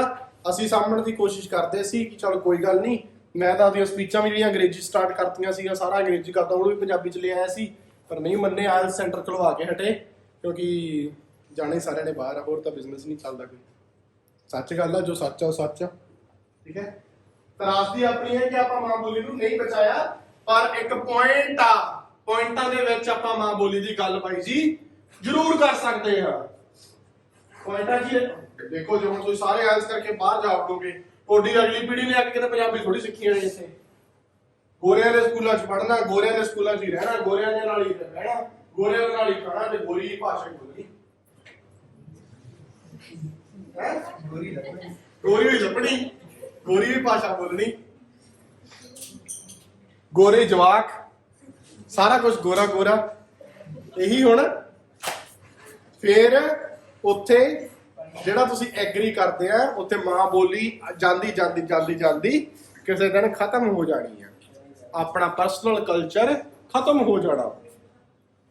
ਪਰ ਇਹ ਵੀ ਗੱਲ ਆ, ਦੁਨੀਆ ਦੀ ਰੀਤ ਰਹੀ ਆ, ਜਿਹੜੇ ਕਲਚਰਸ ਆ, ਹੁਣ ਥੋੜਾ ਡੀਪਲੀ ਇਸ ਗੱਲ ਨੂੰ ਸਮਝੋ ਕਿ ਨੌਲੇਜ ਵਾਲੀ ਗੱਲ ਦੱਸਣ ਲੱਗਾ। ਜਿਹੜੇ ਕਲਚਰਸ ਆ ਹਮੇਸ਼ਾ ਮਿਕਸ ਹੁੰਦੇ ਰਹਿੰਦੇ ਆ। ਪੰਜਾਬੀ ਇਹੋ ਜਿਹੀ ਲੈਂਗੁਏਜ ਆ, ਪੰਜਾਬੀ ਇਹੋ ਜਿਹਾ ਕਲਚਰ ਆ ਕਿ ਇਹਦੀ ਪ੍ਰੋਬੇਬਿਲਿਟੀ ਹੈਗੀ ਆ ਕਿ ਖਤਮ ਹੋ ਜਾਊਗਾ। ਅੱਜ ਵੀ ਹੈਗੀ ਆ, ਤਾਂ ਹੀ ਜ਼ੋਰ ਪਾਇਆ ਜਾ ਰਿਹਾ ਵਿਗਿਆਨੀਆਂ ਦੁਆਰਾ, ਜਾਂ ਜਿਹੜੇ ਬਹੁਤ ਜ਼ਿਆਦਾ ਗਿਆਨ ਰੱਖਣ ਵਾਲੇ ਲੋਕ ਆ, ਉਹ ਇਹ ਜ਼ੋਰ ਪਾਉਂਦੇ ਕਿ ਪੰਜਾਬੀ ਸੰਭਾਲੋ, ਮਾਂ ਬੋਲੀ ਸੰਭਾਲੋ। ਕਿਉਂ ਕਹਿੰਦੇ ਆ? ਕਿਉਂਕਿ ਇਹਦੇ ਚ ਪ੍ਰੋਬੇਬਿਲਿਟੀ ਜ਼ਿਆਦਾ ਆ ਖਤਮ ਹੋਣ ਦੀ, ਕਿਉਂਕਿ ਛੋਟੀ ਆ, ਆਬਾਦੀ ਘੱਟ ਆ। ਨਹੀਂ ਤਾਂ ਕੀ ਹੁੰਦਾ, ਜਿੱਥੇ ਆਬਾਦੀ ਜ਼ਿਆਦਾ ਹੋਵੇ, ਠੀਕ ਆ, ਹੁਣ ਤੁਸੀਂ ਕੈਨੇਡਾ ਚਲੇ ਗਏ, ਅਮਰੀਕਾ ਚਲੇ ਗਏ, ਸੈਟਲ ਹੋ ਗਏ, ਤੁਹਾਡੀ ਜਿਹੜੀ ਮਦਰ ਲੈਂਗੁਏਜ ਤੁਹਾਡੇ ਆਉਣ ਵਾਲੀਆਂ ਪੀੜ੍ਹੀਆਂ ਦੀ ਚੇਂਜ ਹੁੰਦੀ ਗਈ। ਪਰ ਮੇਰੇ ਵਰਗੇ ਜਿਹੜੇ ਰਹਿ ਗਏ, ਜੇ ਉਹ ਜ਼ਿਆਦਾ ਮਾਤਰਾ ਦੇ ਵਿੱਚ ਹੋਣ ਤਾਂ ਜਿਹੜੇ ਪੰਜਾਬ 'ਚ ਆ ਕੇ ਬਾਹਰੋਂ ਵਸਣਗੇ, ਉਹਨਾਂ ਨੂੰ ਪੰਜਾਬੀ ਬਣਾ ਦੇਣਗੇ। ਤਾਂ ਇਦਾਂ ਕਦੇ ਵੀ ਭਾਸ਼ਾਵਾਂ ਅਲੋਪ ਨਹੀਂ ਹੁੰਦੀਆਂ, ਪਰ ਪੰਜਾਬੀ ਹੈ ਹੀ ਇੰਨੇ ਘੱਟ ਕਿ ਜਿਹੜੇ ਬਾਹਰੋਂ ਆ ਰਹੇ ਆ ਉਹਨਾਂ ਨੂੰ ਸਿਖਾਈ ਨਹੀਂ ਜਾ ਰਹੀ, ਕਿਉਂਕਿ ਪੰਜਾਬੀ ਵੱਲ ਆਪਣਾ ਧਿਆਨ ਨਹੀਂ ਹੈਗਾ। ਜਿਹੜੇ ਬਾਹਰੋਂ ਆ ਰਹੇ ਆ ਉਹ ਵੀ ਦੇਖ ਰਹੇ ਆ ਕਿ ਬੱਚੇ ਆਇਲਸ ਕਰ ਰਹੇ ਆ ਤਾਂ ਅਸੀਂ ਵੀ ਕਰਵਾਈਏ। ਉਹ ਗਾਂ ਦੀ ਤਿਆਰੀ ਖਿੱਚੀ ਤੁਰੇ ਆਉਂਦੇ ਆਉਣ ਵਾਲੀ ਪੀੜ੍ਹੀਆਂ ਨੂੰ। ਸਮਝਦੇ ਨਾ? ਹੁਣ ਸਾਡੇ ਪਿੰਡ ਦੇ ਵਿੱਚ ਇੱਕ ਬੰਦਾ, ਉਹ ਬਾਹਰੋਂ ਆ ਕੇ ਬਿਜ਼ਨਸ ਕਰ ਰਿਹਾ, ਬਿਹਾਰ ਤੋਂ ਆਇਆ, ਪਤਾ ਨਹੀਂ ਕਿੱਥੋਂ ਆਇਆ। ਠੀਕ ਹੈ, ਉਹ ਹੁਣ ਆ ਕੇ ਤੇ ਬਿਜ਼ਨਸ ਹੋਟਲ ਖੋਲਿਆ ਉਹਨੇ ਸਾਡੇ ਪਿੰਡ ਦੇ ਵਿੱਚ, ਛੋਟਾ ਜਿਹਾ। ठीक है, ਉਹਦੀ ਮੇਰੇ ਨਾਲ ਕਈ ਵਾਰੀ ਗੱਲ ਹੋਈ, ਉਹ ਇਹ ਕਹਿੰਦਾ ਕਿ ਬਾਬੂ ਜੀ मैंने बच्चे को बाहर ही भेजना है, आप बताओ क्या करें। ਹੁਣ ਹਜੇ ਉਹਨੇ ਆਇਆ ਪੰਜਾਬ 'ਚ, ਪਹਿਲਾਂ ਹੀ ਮਾਈਗ੍ਰੇਟ ਹੋਇਆ ਇੱਕ ਕਲਚਰ ਤੋਂ ਦੂਜੇ ਕਲਚਰ 'ਚ। ਹੁਣ ਦੂਜੇ ਕਲਚਰ 'ਚ ਆਇਆ ਨਹੀਂ, ਠੀਕ ਹੈ। ਆਪਣੇ ਲੋਕ ਇਹੋ ਜਿਹੇ ਆ ਕਿ ਆਪਾਂ ਇੰਗਲਿਸ਼ ਦੇ ਪਿੱਛੇ ਪਏ ਹੋਏ ਆ, ਪੰਜਾਬੀ ਵਾਲਾ ਆਪਾਂ ਫੋਕਸ ਨਹੀਂ ਕੀਤਾ, ਤਾਂ ਕੀ ਹੋ ਗਿਆ, ਇਹ ਭਾਸ਼ਾ ਲੋਪ ਹੁੰਦੀ ਚਲੀ ਗਈ। ਉਹ ਆਪਦੀ ਹਿੰਦੀ ਨੂੰ ਮੇਨਟੇਨ ਰੱਖ ਕੇ ਤੇ ਗਾਂ ਇੰਗਲਿਸ਼ ਵੱਲ ਨੂੰ ਤੁਰ ਪਏ, ਜਦੋਂ ਨੂੰ ਆਪਾਂ ਤੁਰ ਰਹੇ ਆ ਇਸ ਟਾਈਮ ਤੇ ਪੰਜਾਬੀ ਵਿੱਚ ਹੀ ਘੜਾ ਮਿੱਟੀ ਦੇ ਵਿੱਚ ਪੈ ਗਈ। ਬਸ ਆਹ ਗੱਲ ਹੋਇਆ ਕਿ ਜਦੋਂ ਕਲਚਰਸ ਐਕਸਚੇਂਜ ਹੁੰਦੇ ਆ, ਜਦੋਂ ਮਾਈਗ੍ਰੇਸ਼ਨਸ ਹੁੰਦੀਆਂ ਵਾ, ਤਾਂ ਜਿਹੜੀਆਂ ਛੋਟੀਆਂ ਭਾਸ਼ਾਵਾਂ ਵਾ ਇਹ ਅਲੋਪ ਹੋ ਜਾਂਦੀਆਂ। ਹੁੰਦੀਆਂ ਕਿ ਨਹੀਂ ਹੁੰਦੀਆਂ? ਹੁਣ ਇੰਗਲਿਸ਼ ਕਿਉਂ ਅਲੋਪ ਨਹੀਂ ਹੋਈ? ਇੰਗਲਿਸ਼ ਇਸੇ ਗੱਲ ਕਰਕੇ ਅਲੋਪ ਨਹੀਂ ਹੋਈ ਕਿਉਂਕਿ ਬਹੁਤ ਵੱਡੀ ਮਾਤਰਾ ਵਿੱਚ ਲੋਕ ਇਹਨੂੰ ਬੋਲਣ ਲੱਗ ਪਏ। ਬਹੁਤ ਵੱਡੀ ਮਾਤਰਾ 'ਚ ਕਿਉਂ ਬੋਲਣ ਲੱਗ ਪਏ? ਕਿਉਂਕਿ ਇਹ ਭਾਸ਼ਾ ਹੈਗੀ ਆ ਯੂਨਾਈਟਿਡ ਕਿੰਗਡਮ ਦੀ, ਇੰਗਲੈਂਡ ਦੀ। ਤੇ ਇੰਗਲੈਂਡ ਨੇ ਦੁਨੀਆ ਤੇ ਰਾਜ ਕੀਤਾ, ਜਿੱਥੇ ਜਿੱਥੇ ਗੋਰੇ ਜਾਂਦੇ ਗਏ ਉੱਥੇ ਉੱਥੇ ਇੰਗਲਿਸ਼ ਨੂੰ ਪੜਾਉਂਦੇ ਤੁਰੇ ਗਏ। ਜਿਵੇਂ ਆਪਾਂ ਉੱਥੇ ਜਾ ਕੇ, ਹੁਣ ਕੈਨੇਡਾ 'ਚ ਇਹੋ ਜਿਹੇ ਇੱਕ ਫਿਲਮ ਆਈ ਸੀ ਮਿੰਨੀ ਪੰਜਾਬ, ਗੁਰਦਾਸ ਮਾਨ ਦੀ, ਬੜੀ ਪੁਰਾਣੀ ਫਿਲਮ ਆ। ਉਹ ਇੱਕ ਬਾਹਰਲੇ ਦੇਸ਼ 'ਚ ਕਿਸੇ ਕਮਿਊਨਿਟੀ 'ਚ ਰਹਿੰਦੇ ਆ, ਉੱਥੇ ਸਾਰੀ ਇੱਕ ਬਿਲਡਿੰਗ ਹੀ ਪੰਜਾਬੀਆਂ ਦੀ ਹੁੰਦੀ ਆ, ਪੰਜਾਬੀ ਬੋਲਦੇ ਆ, ਫੀਲ ਨਹੀਂ ਹੁੰਦਾ ਕਿ ਉਹ ਬਾਹਰਲੇ ਮੁਲਕ 'ਚ।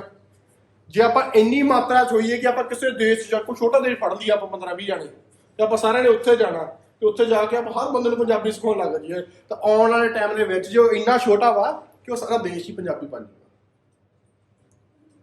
ਏਦਾਂ ਇੰਗਲਿਸ਼ ਆ ਜਿਹੜੇ ਗੋਰੇ ਸੀ ਸਾਰੀ ਦੁਨੀਆ ਦੇ ਵਿੱਚ ਰਾਜ ਕਰਦੇ ਰਹੇ, ਇੰਗਲਿਸ਼ ਜਾਂਦੀ ਰਹੀ ਲੋਕਾਂ ਦੇ ਵਿੱਚ, ਜਾਂਦੀ ਰਹੀ।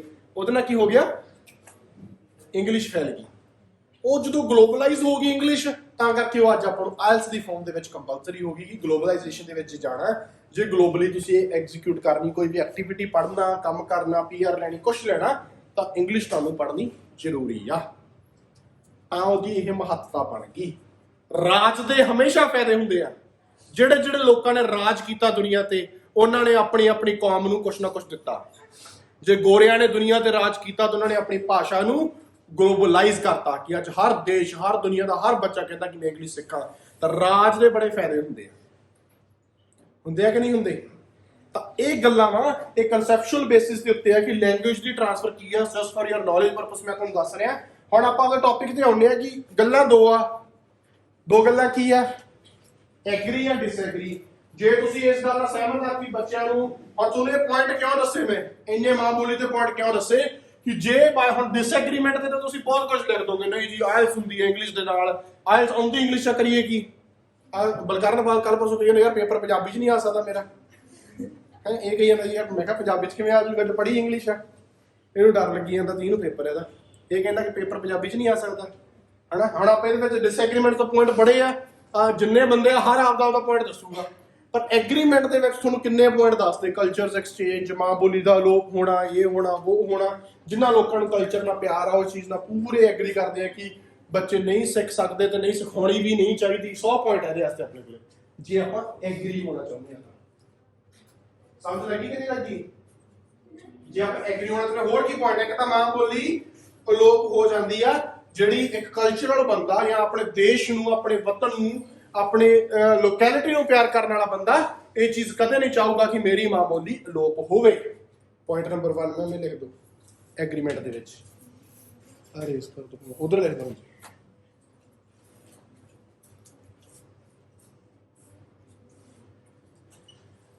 ਜਿਹੜੀ ਆਪਣੀ ਨੇਟਿਵ ਲੈਂਗੁਏਜ ਆ ਉਹ ਖਤਮ ਨਾ ਹੋਵੇ।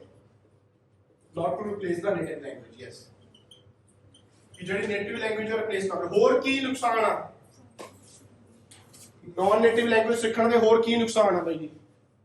ਬਰਡਨ ਆਊਗਾ ਹਾਂਜੀ, ਬੱਚਿਆਂ ਤੇ ਬਰਡਨ ਆਊਗਾ ਕਿ ਕਿਉਂਕਿ ਲੈਂਗੁਏਜ ਆ ਜਿਹੜੀ, ਇੱਕ ਭਾਸ਼ਾ ਸਿੱਖਣੀ ਬੜੀ ਔਖੀ ਗੱਲ ਆ। ਜਿਹੜੀ ਆਪਾਂ ਬਚਪਨ ਤੋਂ ਸਿੱਖੀ ਆ। ਪੰਜਾਬੀ 'ਚ ਆਪਾਂ ਇੰਨੇ ਕੰਫਰਟੇਬਲ ਕਿਉਂ? ਹੁਣ ਇੰਗਲਿਸ਼ ਦੀ ਸਪੀਕਿੰਗ ਦਿੰਦੇ ਆ, ਪੰਜਾਬੀ 'ਚ ਉਹੀ ਗੱਲ ਕਰਦੇ ਆ, ਫਟਕ ਤੇ ਨਹੀਂ ਮਾਰਦੇ। ਕਿਉਂ ਮਾਰਦੇ ਆ? ਕਿਉਂਕਿ ਬਹੁਤ ਜ਼ਿਆਦਾ ਪ੍ਰੈਕਟਿਸ ਹੁੰਦੀ ਹੈ ਇੱਕ ਲੈਂਗੁਏਜ ਨੂੰ ਸਿੱਖਣ ਦੇ ਵਿੱਚ। ਤੇ ਪੰਜਾਬੀ ਦੀ ਪ੍ਰੈਕਟਿਸ ਆਪਾਂ ਛੋਟੇ ਹੁੰਦੇ ਤੋਂ ਕਰਦੇ ਹੁੰਦੇ ਆ, ਹਨਾ। ਕਿਉਂ ਹੁੰਦਾ? ਜਦੋਂ ਆਪਣੇ ਇੱਥੇ ਜਵਾਕ ਪੈਦਾ ਹੁੰਦਾ, ਹਨਾ, ਛੋਟਾ ਜਿਹਾ ਹੁੰਦਾ ਉਹ ਇੱਕ ਜਦੋਂ ਬੋਲਣਾ ਸ਼ੁਰੂ ਕਰਦਾ, ਉਹ ਕੀ ਕਰਦੇ ਆ? ਆਪਣੇ ਬੱਚੇ ਕੀ ਬੋਲਦੇ ਆ? ਮਾਮਾ, ਬਾਬਾ, ਆਹੀ ਬੋਲਦੇ ਆ ਨਾ। ਆਉਂਦੇ ਸਾਰੀ ਚੱਟ ਦੇਣੀ ਵੀ ਉਹੀ ਚੀਜ਼ ਬੋਲਦੇ ਨਾ ਜਿਹੜੀ ਆਪਣੇ ਯੂਜ਼ ਹੁੰਦੀ ਆ। ਤੇ ਇਹੀ ਜੇ ਕੋਈ ਗੋਰਿਆਂ ਦਾ ਜਵਾਕ ਹੋਵੇ, ਉਹ ਇਹ ਕਹਿੰਦਾ ਵਾ ਏ ਬਾਈ, ਇਹੀ ਕਹਿੰਦਾ ਨਾ, ਆਹੀ ਕਰਦੇ ਨੇ ਜਵਾਕ। ਕਿਉਂ ਆ? ਕਿਉਂਕਿ ਇਹ ਚੀਜ਼ ਦੀ practice over the period of time ਮਾਂ-ਬਾਪ ਚੋਂ, ਜਿਹੜੇ ਲੋਕ ਆਪਣੇ ਆਲੇ ਦੁਆਲੇ ਹੁੰਦੇ ਆ, ਠੀਕ ਹੈ। ਹੁਣ ਆਪਣੇ ਆ ਜਵਾਕ ਚੱਕਿਆ, ਜਵਾਕ ਰੋ ਰਿਹਾ, ਉਹਨੇ ਕਹਿਣਾ ਉਹ ਇੱਕ ਮਾਊ ਦਿਖਾਈ ਜਾਣਾ। ਉਹਨੇ ਕਹਿਣਾ ਉਹ ਡਰ ਨਹੀਂ ਮਾਊ ਤੋਂ ਲੱਗ ਜਾਂਦਾ, ਉਹਨੂੰ ਮਾਊ ਵਰਡ ਤੋਂ ਡਰ ਲੱਗਣ ਲੱਗ ਜਾਂਦਾ। ਕਿਸੇ ਚੀਜ਼ ਨੂੰ ਹੀ ਮਾਊ ਦੱਸੀ ਜਾਂਦੇ ਆ, ਠੀਕ ਹੈ। ਉਹ ਤੋਂ ਡਰ ਲੱਗ ਗਿਆ ਨਾ। ਜੇ ਉਹ ਤੋਂ ਕੋਈ ਕੰਮ ਉਹਨੂੰ ਚੁੱਪ ਕਰਾਉਣਾ ਹੋਵੇ, ਉਹ ਤੋਂ ਕੰਮ ਰੋਕਣਾ ਹੋਵੇ, ਜੇ ਕੋਈ ਸ਼ਰਾਰਤ ਕਰਦਾ ਹੋਵੇ ਤਾਂ ਉਹਨੂੰ 11-12 ਸਾਲ ਤੱਕ ਮਾਊ ਤੋਂ ਡਰਾਈ ਤੁਰੇ ਜਾਂਦੇ ਆ। ਆਈ ਕਰਦੇ। ਹੁਣ ਜੇ ਇਹੀ ਗੋਰਿਆਂ ਦੇ ਜਵਾਕ ਹੋਵੇ, ਠੀਕ ਹੈ, ਉਹਨਾਂ ਨੇ ਕਹਿਣਾ ਪੁਲਿਸਮੈਨ ਆ ਜਾਊਗਾ ਤੈਨੂੰ ਫੜਨ, ਪੁਲਿਸਮੈਨ। ਉਹਨੇ ਕਹਿਣਾ ਤੈਨੂੰ ਉਹ ਆ ਜਾਊਗਾ, ਉਹ ਅੱਜ ਕੱਲ੍ਹ ਪੰਜਾਬੀ ਵੀ ਦੇਖ ਰਹੇ ਨੇ ਕੈਨੇਡਾ 'ਚ ਵਸਦੇ ਆ, ਉਹ ਵੀ ਆਪਣੇ ਜਵਾਕ ਨੂੰ ਐਂ ਜੇ ਕਰਨ ਲੱਗ ਗਏ ਆ, ਜਿਹੜੇ ਬਾਹਰਲਿਆਂ ਦੇ ਲੋਲੀ ਪੋਪੇ ਜੇ ਆ, ਉਹੀ ਕਰਨ ਲੱਗ ਗਏ ਉਹ ਅੱਜ ਕੱਲ੍ਹ, ਠੀਕ ਹੈ। ਉਹਨੇ ਕਹਿਣਾ ਪੁਲਿਸਮੈਨ ਦੇਖੋ ਬੇਟੇ ਲੁੱਕ ਦੇयर ਇਜ਼ ਅ ਪੁਲਿਸਮੈਨ, ਠੀਕ ਹੈ। ਉਹ ਕੀ ਆ? ਬੱਚਾ ਹੁਣ 1 ਸਾਲ ਦਾ ਵਾ, ਉਹ ਹਜੇ ਉਹਨੇ ਸਿੱਖਣਾ ਸ਼ੁਰੂ ਕੀਤਾ, ਹਜੇ ਉਹਨੂੰ ਕੋਈ ਲੈਂਗੁਏਜ ਨਹੀਂ ਆਉਂਦੀ, ਠੀਕ ਹੈ। ਹੁਣ ਉਹਨੂੰ ਪੁਲਿਸਮੈਨ ਤੋਂ ਡਰ ਲੱਗਦਾ, ਉਹਨੂੰ ਪੁਲਿਸਮੈਨ ਵਰਡ ਰੱਟ ਜਾਣਾ, ਪੱਕਾ ਹੋ ਜਾਣਾ, ਠੀਕ ਹੈ। ਏਦਾਂ ਕਰਦਾ ਉਹ ਇੰਗਲਿਸ਼ 'ਚ ਇੰਨਾ ਕੰਫਰਟੇਬਲ ਆ ਕਿ ਉਹਨੂੰ ਸਪੀਕਿੰਗ ਦੇਣ ਦੀ ਲੋੜ ਨਹੀਂ ਪੈਂਦੀ। ਮਤਲਬ ਆਪਣੇ ਵਾਲੇ ਮਾਊ ਰਟੀ ਆ, ਆਪਣੇ ਮਾਊ ਰਟੀ ਜਾਣ ਦਾ ਮਤਲਬ ਨਹੀਂ ਆ। ਇਹਦਾ ਮਤਲਬ ਇਹ ਆ ਕਿ 10, 15, 20 ਸਾਲ ਦੇ ਵਿੱਚ ਆਪਣੀ ਪੰਜਾਬੀ ਦੀ ਇੰਨੀ ਪ੍ਰੈਕਟਿਸ ਹੋ ਜਾਂਦੀ ਆ ਕਿ ਅੱਜ ਆਪਣਾ ਪੰਜਾਬੀ 'ਚ ਪੇਪਰ ਲਿਆ ਜਾਵੇ, ਸਪੀਕਿੰਗ ਦਾ, ਰਾਈਟਿੰਗ ਦਾ, ਲਿਸਨਿੰਗ ਦਾ, ਆਪਾਂ ਸਾਰਾ ਕੁਝ ਕਲੀਅਰ ਕਰ ਜਾਵਾਂਗੇ 8.5-9 ਪਿੰਡਾਂ ਨਾਲ। ਕਰ ਜਾਗੇ ਕਿ ਨਹੀਂ ਕਰ ਜਾਗੇ? ਤੇ ਜਿਹੜੀਆਂ ਗਲਤੀਆਂ ਆਪਾਂ ਇੰਗਲਿਸ਼ 'ਚ ਫਾਲਤੂ ਦੀਆਂ ਕਰਦੇ ਆ, ਗ੍ਰਾਮਰ ਦੀਆਂ, ਉਹ ਆਪਾਂ ਪੰਜਾਬੀ 'ਚ ਵੀ ਨਹੀਂ ਛੱਡਦੇ, ਉਹ ਉੱਥੇ ਵੀ ਕਰਨੇ ਆ। ਅੱਧਾ 2 ਪਿੰਡ ਉੱਥੇ ਵੀ ਕੱਟਿਆ ਜਾਣਾ ਆਪਣਾ। ਜਿਹੜੀਆਂ ਆਪਾਂ ਜਮਾਂ ਹੀ ਫਾਲਤੂ ਮਤਲਬ ਬਿਨਾਂ ਮਤਲਬ ਤੋਂ ਗਲਤੀਆਂ ਜਿਹੜੀਆਂ ਕਰਦੇ ਆ, ਉਹ ਆਪਾਂ ਉੱਥੇ ਵੀ ਕਰਦੀਆਂ। ਮੈਂ ਕਰਦਾ ਹਾਂ ਸਿਹਾਰੀਆਂ ਬਿਹਾਰੀਆਂ 'ਚ, ਸਮਝਿਆ ਨਾ। ਤਾਂ ਮਤਲਬ ਕੀ ਆ? ਮੈਨੂੰ ਅਖਬਾਰ ਨਹੀਂ ਪੜ੍ਹਨਾ ਹੁੰਦਾ, ਕਈ ਵਾਰੀ ਔਖੀ ਖਬਰ ਲੱਗੀ ਹੋਵੇ, ਆਹ ਗੱਲ ਆ। ਉਹ ਕਈ ਵਾਰੀ ਗਲਤੀ ਆਪਾਂ ਉੱਥੇ ਵੀ ਕਰ ਦਿੰਦੇ ਆ। ਕਹਿਣ ਦਾ ਮਤਲਬ ਕੀ ਹੈ ਕਿ ਜ਼ਿਆਦਾ ਸੌਖਾ ਹੋਊਗਾ ਪੰਜਾਬੀ 'ਚ ਲਿਸਨਿੰਗ ਕਰਨਾ, ਜ਼ਿਆਦਾ ਸੌਖਾ ਹੋਊਗਾ ਪੰਜਾਬੀ ਚ ਰਾਈਟਿੰਗ ਕਰਨਾ ਜਾਂ ਸਪੀਕਿੰਗ ਕਰਨਾ।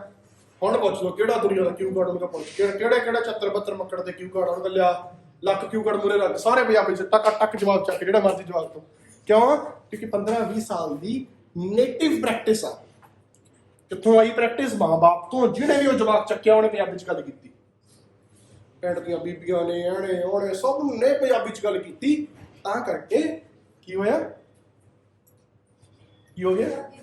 ਪੰਜਾਬੀ ਸਿੱਖ ਗਏ। ਜਿਵੇਂ ਆਪਾਂ ਹੁਣ ਅੰਗਰੇਜ਼ੀ ਸਿੱਖਣ ਲੱਗੇ। ਇੰਗਲਿਸ਼ ਆਪਾਂ ਕਹਿੰਦੇ ਆ ਕਿ ਆਪਾਂ ਨੂੰ ਸੜਕ ਤੇ ਆਓ 2 ਮਹੀਨੇ ਆਇਲਟਸ ਤੇ ਸਾਨੂੰ ਬਾਹਰ ਭੇਜ ਦਿਓ ਤੇ ਅਸੀਂ ਸਿੱਖ ਜੀਏ ਫਟਾਫਟ। ਆਹੀ ਚੀਜ਼ ਪ੍ਰੋਬਲਮ। ਹਾਂਜੀ ਕੀ ਕਹਿ ਰਹੇ? ਦੁਨੀਆ ਜਾ ਕੇ ਸਿਖਾਈ ਜੀ। ਹਾਂ ਆ ਚੀਜ਼ ਆ। ਪ੍ਰੋਬਲਮ ਕੀ ਆ? ਲੈਂਗੁਏਜ ਨੂੰ ਸਿੱਖਣ ਦਾ ਪ੍ਰੋਸਪੈਕਟਿਵ ਗਲਤ ਆ ਦੀ ਡੇਟ ਦੇ ਵਿੱਚ। ਆਪਾਂ ਸਿੱਖਦੇ ਆ ਸਿਰਫ ਆਇਲਸ ਕਰਕੇ। ਉਦੋਂ ਆਪਾਂ ਆਇਲਸ ਕਰਕੇ ਉਦੋਂ ਜਦੋਂ ਉਹ ਕਹਿੰਦੇ ਗੋਦੀ ਚੱਕ ਕੇ ਸਿਖਾਈ ਆ, ਉਹ ਦੇਖੋ ਭਾਵਨਾ ਕੀ ਆ ਉਹਨਾਂ ਨਾਲ ਗੱਲ ਕਰਨ ਦੀ ਬੱਚੇ ਨਾਲ। ਕਿੰਨੀ ਪਿਆਰ ਵਾਲੀ ਭਾਵਨਾ ਨਾਲ ਉਹ ਸਿਖਾਇਆ ਜਾ ਰਿਹਾ। ਕਿੰਨੀ ਉਹ ਅਨਨੋਨ ਵਾਲੀ ਭਾਵਨਾ ਨਾਲ ਉਹ ਸਿੱਖ ਰਿਹਾ ਵਿਚਾਰਾ, ਜਿਹਨੂੰ ਸਿੱਖਣ ਦੀ ਕੋਈ ਲੋੜ ਨਹੀਂ, ਜਿਹਨੂੰ ਮੋਟਿਵ ਕੋਈ ਨਹੀਂ ਪਤਾ ਕਿ ਮੈਂ ਕਿਉਂ ਸਿੱਖ ਰਿਹਾ। ਤਾਂ ਕਰਕੇ ਹੋਲਡ ਜ਼ਿਆਦਾ ਸਟਰੋਂਗ ਬਣ। ਜਦੋਂ ਸਿਰਫ ਇੱਕ ਮੋਟਿਵ ਤੱਕ ਆਪਣੀ ਦੇਖੋ। ਹੁਣ ਮੈਂ ਕੱਲ ਤੁਹਾਨੂੰ ਐਸੇ ਕਰਾਇਆ 8.5-9 ਬੈਂਡ ਵਾਲਾ, ਤਾਂ ਤੁਸੀਂ ਸਾਰੀ ਦਿਹਾੜੀ ਮੂੰਹ ਬਣਾਈ ਰੱਖਿਆ ਕਿ ਸਰ ਸਾਨੂੰ ਪਤਾ ਨਹੀਂ ਕੀ ਕਰਾਤਾ। ਬਣਾਈ ਰੱਖਿਆ ਕਿ ਨਹੀਂ ਬਣਾਈ ਰੱਖਿਆ? ਤੁਹਾਡਾ ਕੀ ਹੈ? ਤੁਹਾਡਾ ਮੋਟਿਵ ਆ 6 ਬੈਂਡ। ਤੁਹਾਡਾ ਮੋਟਿਵ ਆ 6 ਬੈਂਡ ਲੈਣੇ ਆ, ਬਾਹਰ ਜਾਣਾ। ਉੱਥੇ ਲੈਂਗੁਏਜ ਸਿੱਖਣੀ ਔਖੀ ਹੋ ਜਾਂਦੀ ਆ ਜਦੋਂ ਕੋਈ ਮੋਟਿਵ ਬਾਹਲਾ ਡਿਫਾਈਨਡ ਹੋ ਜੇ। ਹੁਣ ਬੱਚੇ ਨੂੰ ਤਾਂ ਪਤਾ ਨਹੀਂ, ਜਿਹੜੇ ਹੁਣ ਗੋਰਿਆਂ ਦਾ ਜਵਾਬ ਉਹਨੂੰ ਥੋੜੀ ਪਤਾ ਕਿ ਮੈਨੂੰ ਕਿੱਥੇ ਕੰਮ ਹੋਣੀ ਇੰਗਲਿਸ਼ ਗਾ ਜਾ ਕੇ। ਉਹਨੂੰ ਜਿਵੇਂ ਕਰਦੇ ਕਹੀ ਜਾਂਦੇ ਉਹ ਅਨਨੋਨ ਹੈਗਾ ਨਾ, ਉਹਦਾ ਕੋਈ ਮੋਟਿਵ ਉਹ ਸਿੱਖੀ ਜਾਂਦਾ। ਇਹੀ ਗੱਲ ਹੈ ਕਿ ਨਹੀਂ ਗੱਲ ਆ? ਆਹੀ ਪ੍ਰੋਬਲਮ ਆ। ਲੈਂਗੁਏਜ ਨੂੰ ਸਿੱਖਣ ਆਏ ਆ ਤਾਂ ਲੈਂਗੁਏਜ ਦੇ ਉੱਤੇ ਫੋਕਸ ਕਰੋ। ਬੈਂਡਾਂ ਨੂੰ ਕਰ ਦਿਓ ਇੱਕ ਪਾਸੇ, ਫਿਰ ਬੈਂਡ ਆਉਣਗੇ। ਲੈਂਗੁਏਜ ਨੂੰ ਸਿੱਖਣਾ ਸ਼ੁਰੂ ਕਰੋ। ਤੁਹਾਨੂੰ ਭਾਸ਼ਾ ਸਮਝ ਆਵੇ, ਬੋਲਣੀ ਆਵੇ, ਸੁਣਨੀ ਆਵੇ, ਪੜ੍ਹਨੀ ਆਵੇ ਤੇ ਲਿਖਣੀ ਆਵੇ।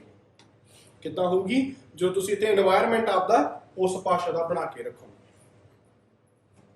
ਠੀਕ ਹੈ? ਹਰ ਗੱਲ ਤੁਹਾਨੂੰ ਉਸ ਭਾਸ਼ਾ 'ਚ ਕਹਿਣੀ ਆਊਗੀ। ਜਿਹੜੀ ਤੁਸੀਂ ਹਰਕਤਾਂ ਪੰਜਾਬੀ 'ਚ ਕਰ ਸਕਦੇ ਆ, ਜੇ ਤੁਸੀਂ ਜਿੱਦਾਂ ਉਹ ਹਰਕਤਾਂ ਤੁਸੀਂ ਇੰਗਲਿਸ਼ 'ਚ ਕਰਨ ਲੱਗ ਗਏ, ਉਦੋਂ ਤੁਸੀਂ ਭਾਸ਼ਾ ਸਿੱਖ ਗਏ। ਜਦੋਂ ਤੁਸੀਂ ਕੌਨਫੀਡੈਂਟ ਜਿਵੇਂ ਨਾ ਮੈਂ ਤੇਰਾ ਥੱਪੜ ਮਾਰੂੰਗਾ ਖਿੱਚ ਕੇ, ਆਹੀ ਗੱਲ ਇਸੇ ਰੋਪ ਨਾਲ ਇਸੇ ਟੋਨ ਨਾਲ ਤੁਸੀਂ ਇੰਗਲਿਸ਼ ਕਹਿਤੀ, ਠੀਕ ਹੈ, ਉਦੋਂ ਤੁਸੀਂ ਇੰਗਲਿਸ਼ ਸਿੱਖ ਗਏ। ਜਦੋਂ ਇੰਗਲਿਸ਼ ਕਹਿਣਾ ਆਈਲ ਸਲੈਪ ਯੂ।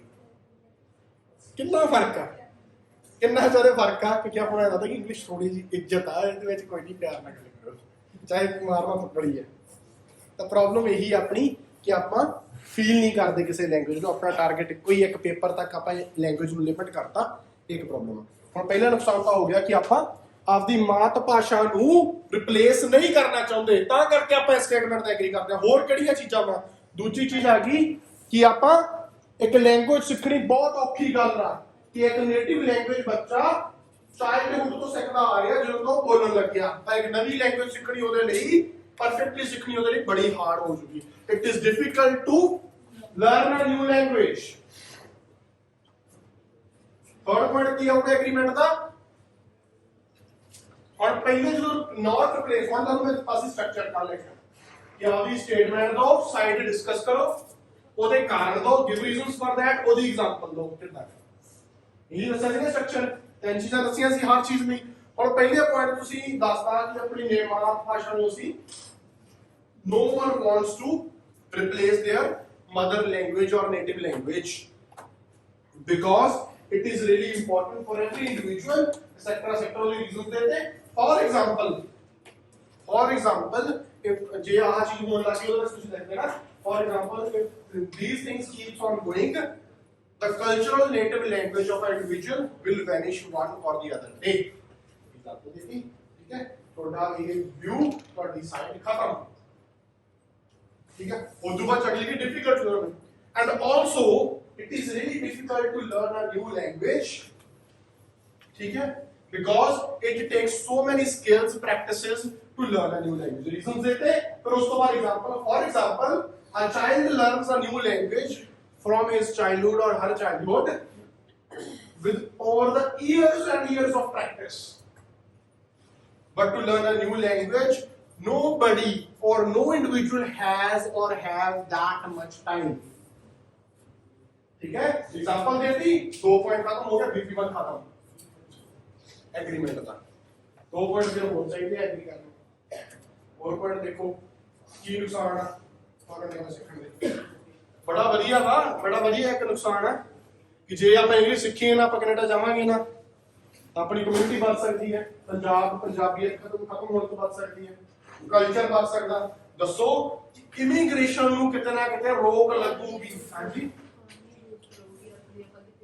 ਹਾਂ, ਉਹੀ ਦੱਸ ਰਿਹਾ, ਇਮੀਗ੍ਰੇਸ਼ਨ ਨੂੰ ਰੋਕ ਲੱਗੂਗੀ। ਕਿਉਂ ਰੋਕ ਲੱਗੂਗੀ? ਇਮੀਗ੍ਰੇਸ਼ਨ ਨੂੰ ਰੋਕ ਲੱਗਣ ਦੇ ਵਿੱਚ ਕੀ ਹੋਊਗਾ? The economic status of the country will grow. For example, as students are traveling abroad for their studies, because they know English and they clear the IELTS test, and they pay the fees abroad rather than in their own country. Example देखिए, third point discuss हो गया। चौथा,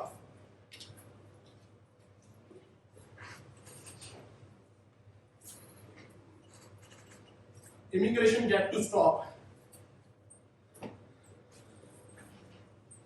Immigration get to stop. Economic benefits हो जाते हैं, economic boost हो जाती है, economy boost हो जाती है। ये पॉइंट है। होर केड़े कारण आ, होर केड़े पॉइंट्स आ, बोलो की प्रॉब्लम में तो कुछ है ना?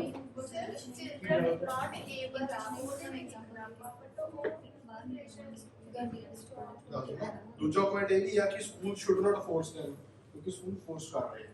एबल होण या ना एबल होण तो वखरी गल आ, पर सिखाई तो जा रही है ना। वो जो सिखाई जा रही है ਉਹਦੇ ਨਾਲ ਤੁਸੀਂ ਐਗਰੀ ਡਿਸਐਗਰੀ ਕਰ ਰਹੇ ਹੋ? ਜਾਂ ਐਗਰੀ ਕਰ ਰਹੇ ਹੋ ਕਿ ਹਾਂ ਰੋਕਣੀ ਚਾਹੀਦੀ? ਕਿਉਂ ਰੋਕਣੀ ਚਾਹੀਦੀ? ਕਿਉਂਕਿ ਇਮੀਗ੍ਰੇਸ਼ਨ ਰੁਕੂਗੀ। ਕਿਉਂ ਰੋਕਣੀ ਚਾਹੀਦੀ? ਕਿਉਂਕਿ ਮਾਤ ਭਾਸ਼ਾ ਬਚੂਗੀ। ਕਿਉਂ ਰੋਕਣੀ ਚਾਹੀਦੀ ਹੈ? ਕਿਉਂਕਿ डिफिकल्ट है स्टडी करनी। चौथा पॉइंट आ गया कि समा बहुत ज्यादा लगता भाषा सीखने ਦੇ ਵਿੱਚ। ਹੁਣ ਕਈ ਬੱਚੇ ਇੱਥੇ ਇਹੋ ਜਿਹੇ ਆ ਜਾਂ ਬਹੁਤ ਸਾਰੇ ਇੰਸਟੀਚਿਊਟ ਦੇ ਵਿੱਚ ਤੁਸੀਂ ਬੱਚੇ ਦੇਖੋਗੇ ਜਿਹੜੇ ਸਟੂਡੈਂਟਸ ਨੂੰ +2 ਤੋਂ ਬਾਅਦ ਸਾਲ ਡੇਢ ਸਾਲ ਹੋ ਗਿਆ ਆਇਲਸ ਕਰਦਿਆਂ ਨੂੰ। ਕਿਉਂ ਪ੍ਰੋਬਲਮ ਆਈ? ਪੰਜਾਬ ਬੋਰਡ ਦੇ ਸਟੂਡੈਂਟ ਆ, ਪੰਜਾਬੀ ਮੀਡੀਅਮ ਚ ਪੜ੍ਹੇ ਆ, ਪੰਜਾਬੀ ਲੈਂਗੁਏਜ ਬਹੁਤ ਜ਼ਿਆਦਾ ਸਟਰੋਂਗ ਆ ਉਹਨਾਂ ਦਾ ਹੱਥ, ਪਰ ਜਦੋਂ ਨਵੀਂ ਲੈਂਗੁਏਜ ਸਿੱਖਦੇ ਆ ਉਹ ਆਪਦੀ ਐਗਜ਼ਾਮਪਲ ਦੇ ਜਾਂਦਾ, ਕਹਿੰਦਾ ਮੈਂ ਜਦੋਂ ਨਵੀਂ ਲੈਂਗੁਏਜ ਸਿੱਖਦੇ ਆ ਤਾਂ ਬੜਾ ਟਾਈਮ ਲੱਗ ਜਾਂਦਾ ਨਵੀਂ ਲੈਂਗੁਏਜ ਨੂੰ ਸਿੱਖਣ ਦੇ ਵਿੱਚ। ਠੀਕ ਹੈ, ਉਹਦੇ ਕਰਕੇ ਇੱਕ ਚੌਥਾ ਪੁਆਇੰਟ ਆ, ਇਟ ਇਜ਼ ਟਾਈਮ ਕੰਜ਼ਿਊਮਿੰਗ। ਇੱਕ ਇੰਡੀਵਿਜੂਅਲ ਦੇ ਕੋਲ ਅੱਜ ਐਵਰੇਜ ਤੁਸੀਂ ਐਗਜ਼ਾਮਪਲ ਦੇ ਸਕਦੇ ਹੋ, ਫॉर ਐਗਜ਼ਾਮਪਲ ਇੱਕ ਇੰਡੀਵਿਜੂਅਲ ਕੋਲ 55 ਸਾਲ ਦੀ ਐਵਰੇਜ ਲਾਈਫ ਹੈਗੀ, ਵਰਲਡ ਸਟੈਟਿਸਟਿਕਸ ਦੇ ਹਿਸਾਬ ਨਾਲ, WHO ਦੇ ਹਿਸਾਬ ਨਾਲ। ਉਹਦੇ ਜੋ 2 ਸਾਲ ਦਾ ਆਪਣੀ ਹੈਲਥ ਹੈਗੀ, 15-20 ਸਾਲ ਹੋ ਜਾਣਗੇ ਸ਼ਾਇਦ ਤੇਰੇ 2 ਸਾਲ ਆਪਣੀ ਹੈਲਥ ਲੈ ਕੇ ਪਿੱਛੇ ਰਹਿ ਕੇ ਕੰਮ ਕਦੋਂ ਕਰਨਾ, ਪੜ੍ਹਨਾ ਕਦੋਂ, ਕੰਮ ਬਾਹਰ ਲੱਗ ਪੈਸੇ। ਠੀਕ ਹੈ, ਸੋ ਇਟ ਇਜ਼ ਟਾਈਮ। ਹੁਣ 4 ਪੁਆਇੰਟ ਆਪਣੇ ਕੋਲੇ ਆ ਗਏ ਐਗਰੀ ਦੇ। ਹੁਣ ਬਿਲਕੁਲ ਕੱਢਣ ਦੀ ਗੱਲ ਆ, ਦਿਮਾਗ ਤੇ ਬੋਝ ਪਾਉਣ ਦੀ ਗੱਲ ਆ। ਜਦੋਂ ਆਪਾਂ ਇਹ ਐਸੇ ਸਟਾਰਟ ਕੀਤਾ ਸੀ ਆਪਾਂ ਨੂੰ ਐਂ ਲੱਗਦਾ ਸੀਗਾ ਕਿ ਐਗਰੀ ਲਈ ਕੀ ਲਿਖਾਂਗੇ, ਡਿਸਐਗਰੀਮੈਂਟ ਦਾ ਤੁਹਾਨੂੰ 100 ਬਣਾ ਦੇਣਾ, ਬਾਹਰ ਜਾਵਾਂਗੇ ਉੱਥੇ ਪੜ੍ਹ ਲਾਂਗੇ, ਅਸੀਂ ਐਕਸ਼ਨ ਲਾਇਬ੍ਰੇਰੀ ਕਰਦੇ, ਕਲਚਰ ਆ, ਹੋਰ ਚੀਜ਼ਾਂ ਐਕਸਪਲੋਰ ਕਰ ਸਕਦੇ ਆ, ਵੱਖਰੀਆਂ ਐਮਐਨਸੀਜ਼ ਵਿੱਚ ਜੌਬ ਕਰ ਸਕਦੇ ਆ। ਇਹ ਬੜੇ ਪੁਆਇੰਟ ਆ। ਹੁਣ ਦਿਮਾਗ ਤੇ ਬੋਝ ਪਾਉਣ ਦੇ ਨਾਲ 4 ਪੁਆਇੰਟ ਦਾ ਮੈਨੂੰ ਈਜ਼ੀਲੀ ਮਿਲ ਗਏ ਐਗਰੀਮੈਂਟ ਦੇ ਵੀ, ਕਿ ਅਸੀਂ ਇਹ ਚੀਜ਼ ਨਹੀਂ ਚਾਹੁੰਦੇ ਕਿ ਨਿਊ ਲੈਂਗੁਏजेस ਨੂੰ ਸਿੱਖਿਆ ਜਾਵੇ। ਠੀਕ ਹੈ, एवरीवन अंडरस्टैंड, यस और नो? ठीक है, ਹੁਣ ਦੇਖੋ, ਹੁਣ ਇਹਨਾਂ ਪੁਆਇੰਟਸ ਨੂੰ ਪਹਿਲਾਂ ਆਪਾਂ ਇਹ ਪੁਆਇੰਟ ਡਿਸਕਸ ਕਰ ਰਹੇ, ਹੁਣ ਆਪਾਂ ਡਿਸਐਗਰੀਮੈਂਟ ਦੇ ਪੁਆਇੰਟ ਡਿਸਕਸ ਕਰਦੇ ਹਾਂ। ਫਿਰ ਤੁਹਾਨੂੰ ਇੱਕ ਸਟਰਕਚਰ ਦਊਂਗਾ ਜਿਹਦੇ ਵਿੱਚ ਤੁਸੀਂ ਇਹ ਚਾਰੇ ਪੁਆਇੰਟਸ, ਜੇ ਤੁਸੀਂ ਐਗਰੀ ਹੋਣਾ ਤਾਂ ਇਸ ਤਰੀਕੇ ਨਾਲ, ਤੇ ਡਿਸਐਗਰੀ ਹੋਣਾ ਤਾਂ ਇਸ ਤਰੀਕੇ ਨਾਲ ਲਿਖਣੇ। ਠੀਕ ਹੈ, ਹੁਣ ਡਿਸਐਗਰੀਮੈਂਟ ਤੇ ਕੀ ਪੁਆਇੰਟਸ ਆ, बड़े पॉइंट्स आ। डिसएग्रीमेंट में की पॉइंट्स आ कि ਤੁਸੀਂ ਇਹ ਚੀਜ਼ ਨਾਲ ਡਿਸਐਗਰੀ ਕਰਦੇ ਆ ਕਿ ਬੱਚੇ ਏਬਲ ਨਹੀਂ ਗਏ, ਬੱਚੇ ਏਬਲ ਹੈਗੇ ਆ, ਤੁਸੀਂ ਇਹ ਗੱਲ ਮੰਨਦੇ ਆ।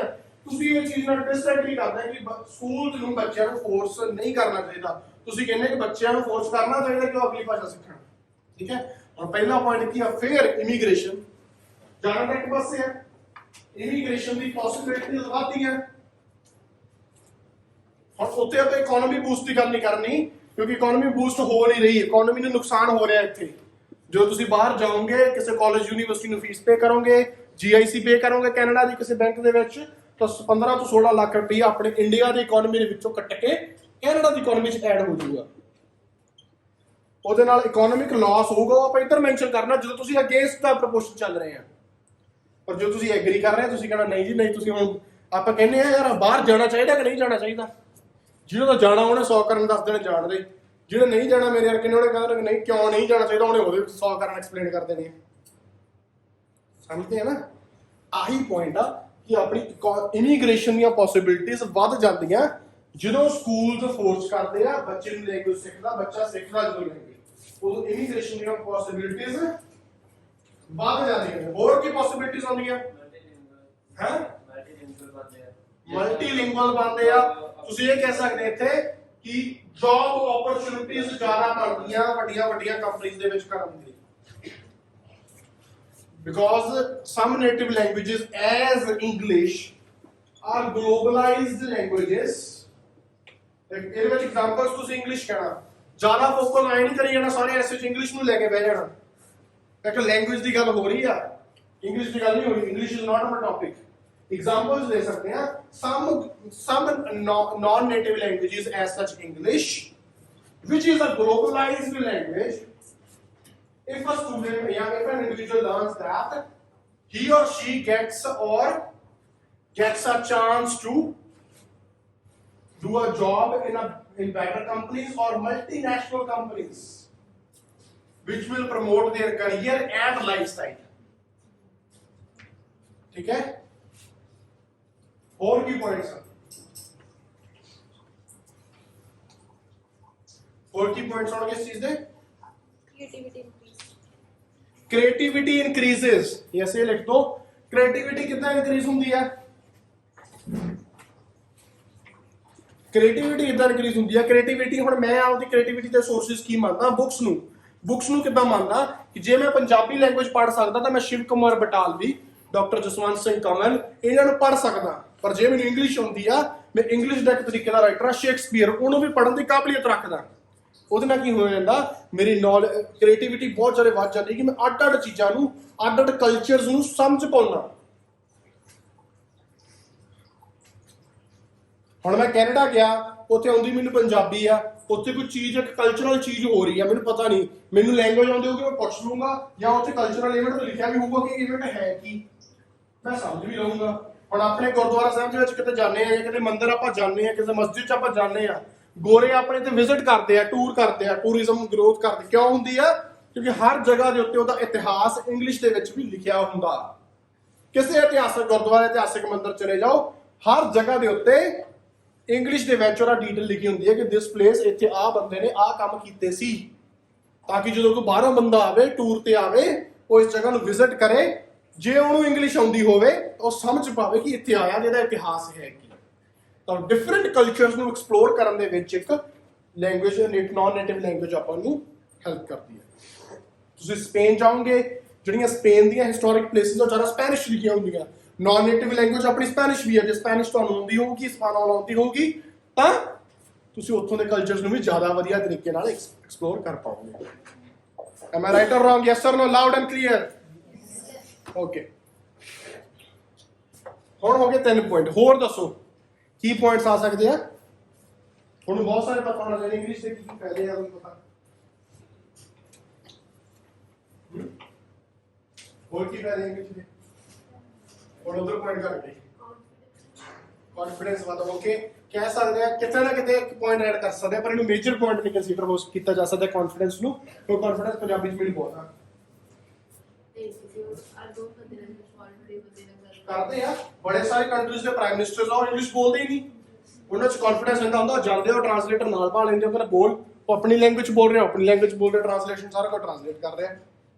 ਸਮਝ ਰਹੇ ਨਾ? ਕੌਨਫੀਡੈਂਸ ਇੱਕ ਇਹੋ ਜਿਹੀ ਚੀਜ਼ ਆ ਜਿਹੜੀ ਲੈਂਗੁਏਜ ਦੇ ਨਾਲ ਕਦੇ ਨਹੀਂ ਆਉਂਦੀ।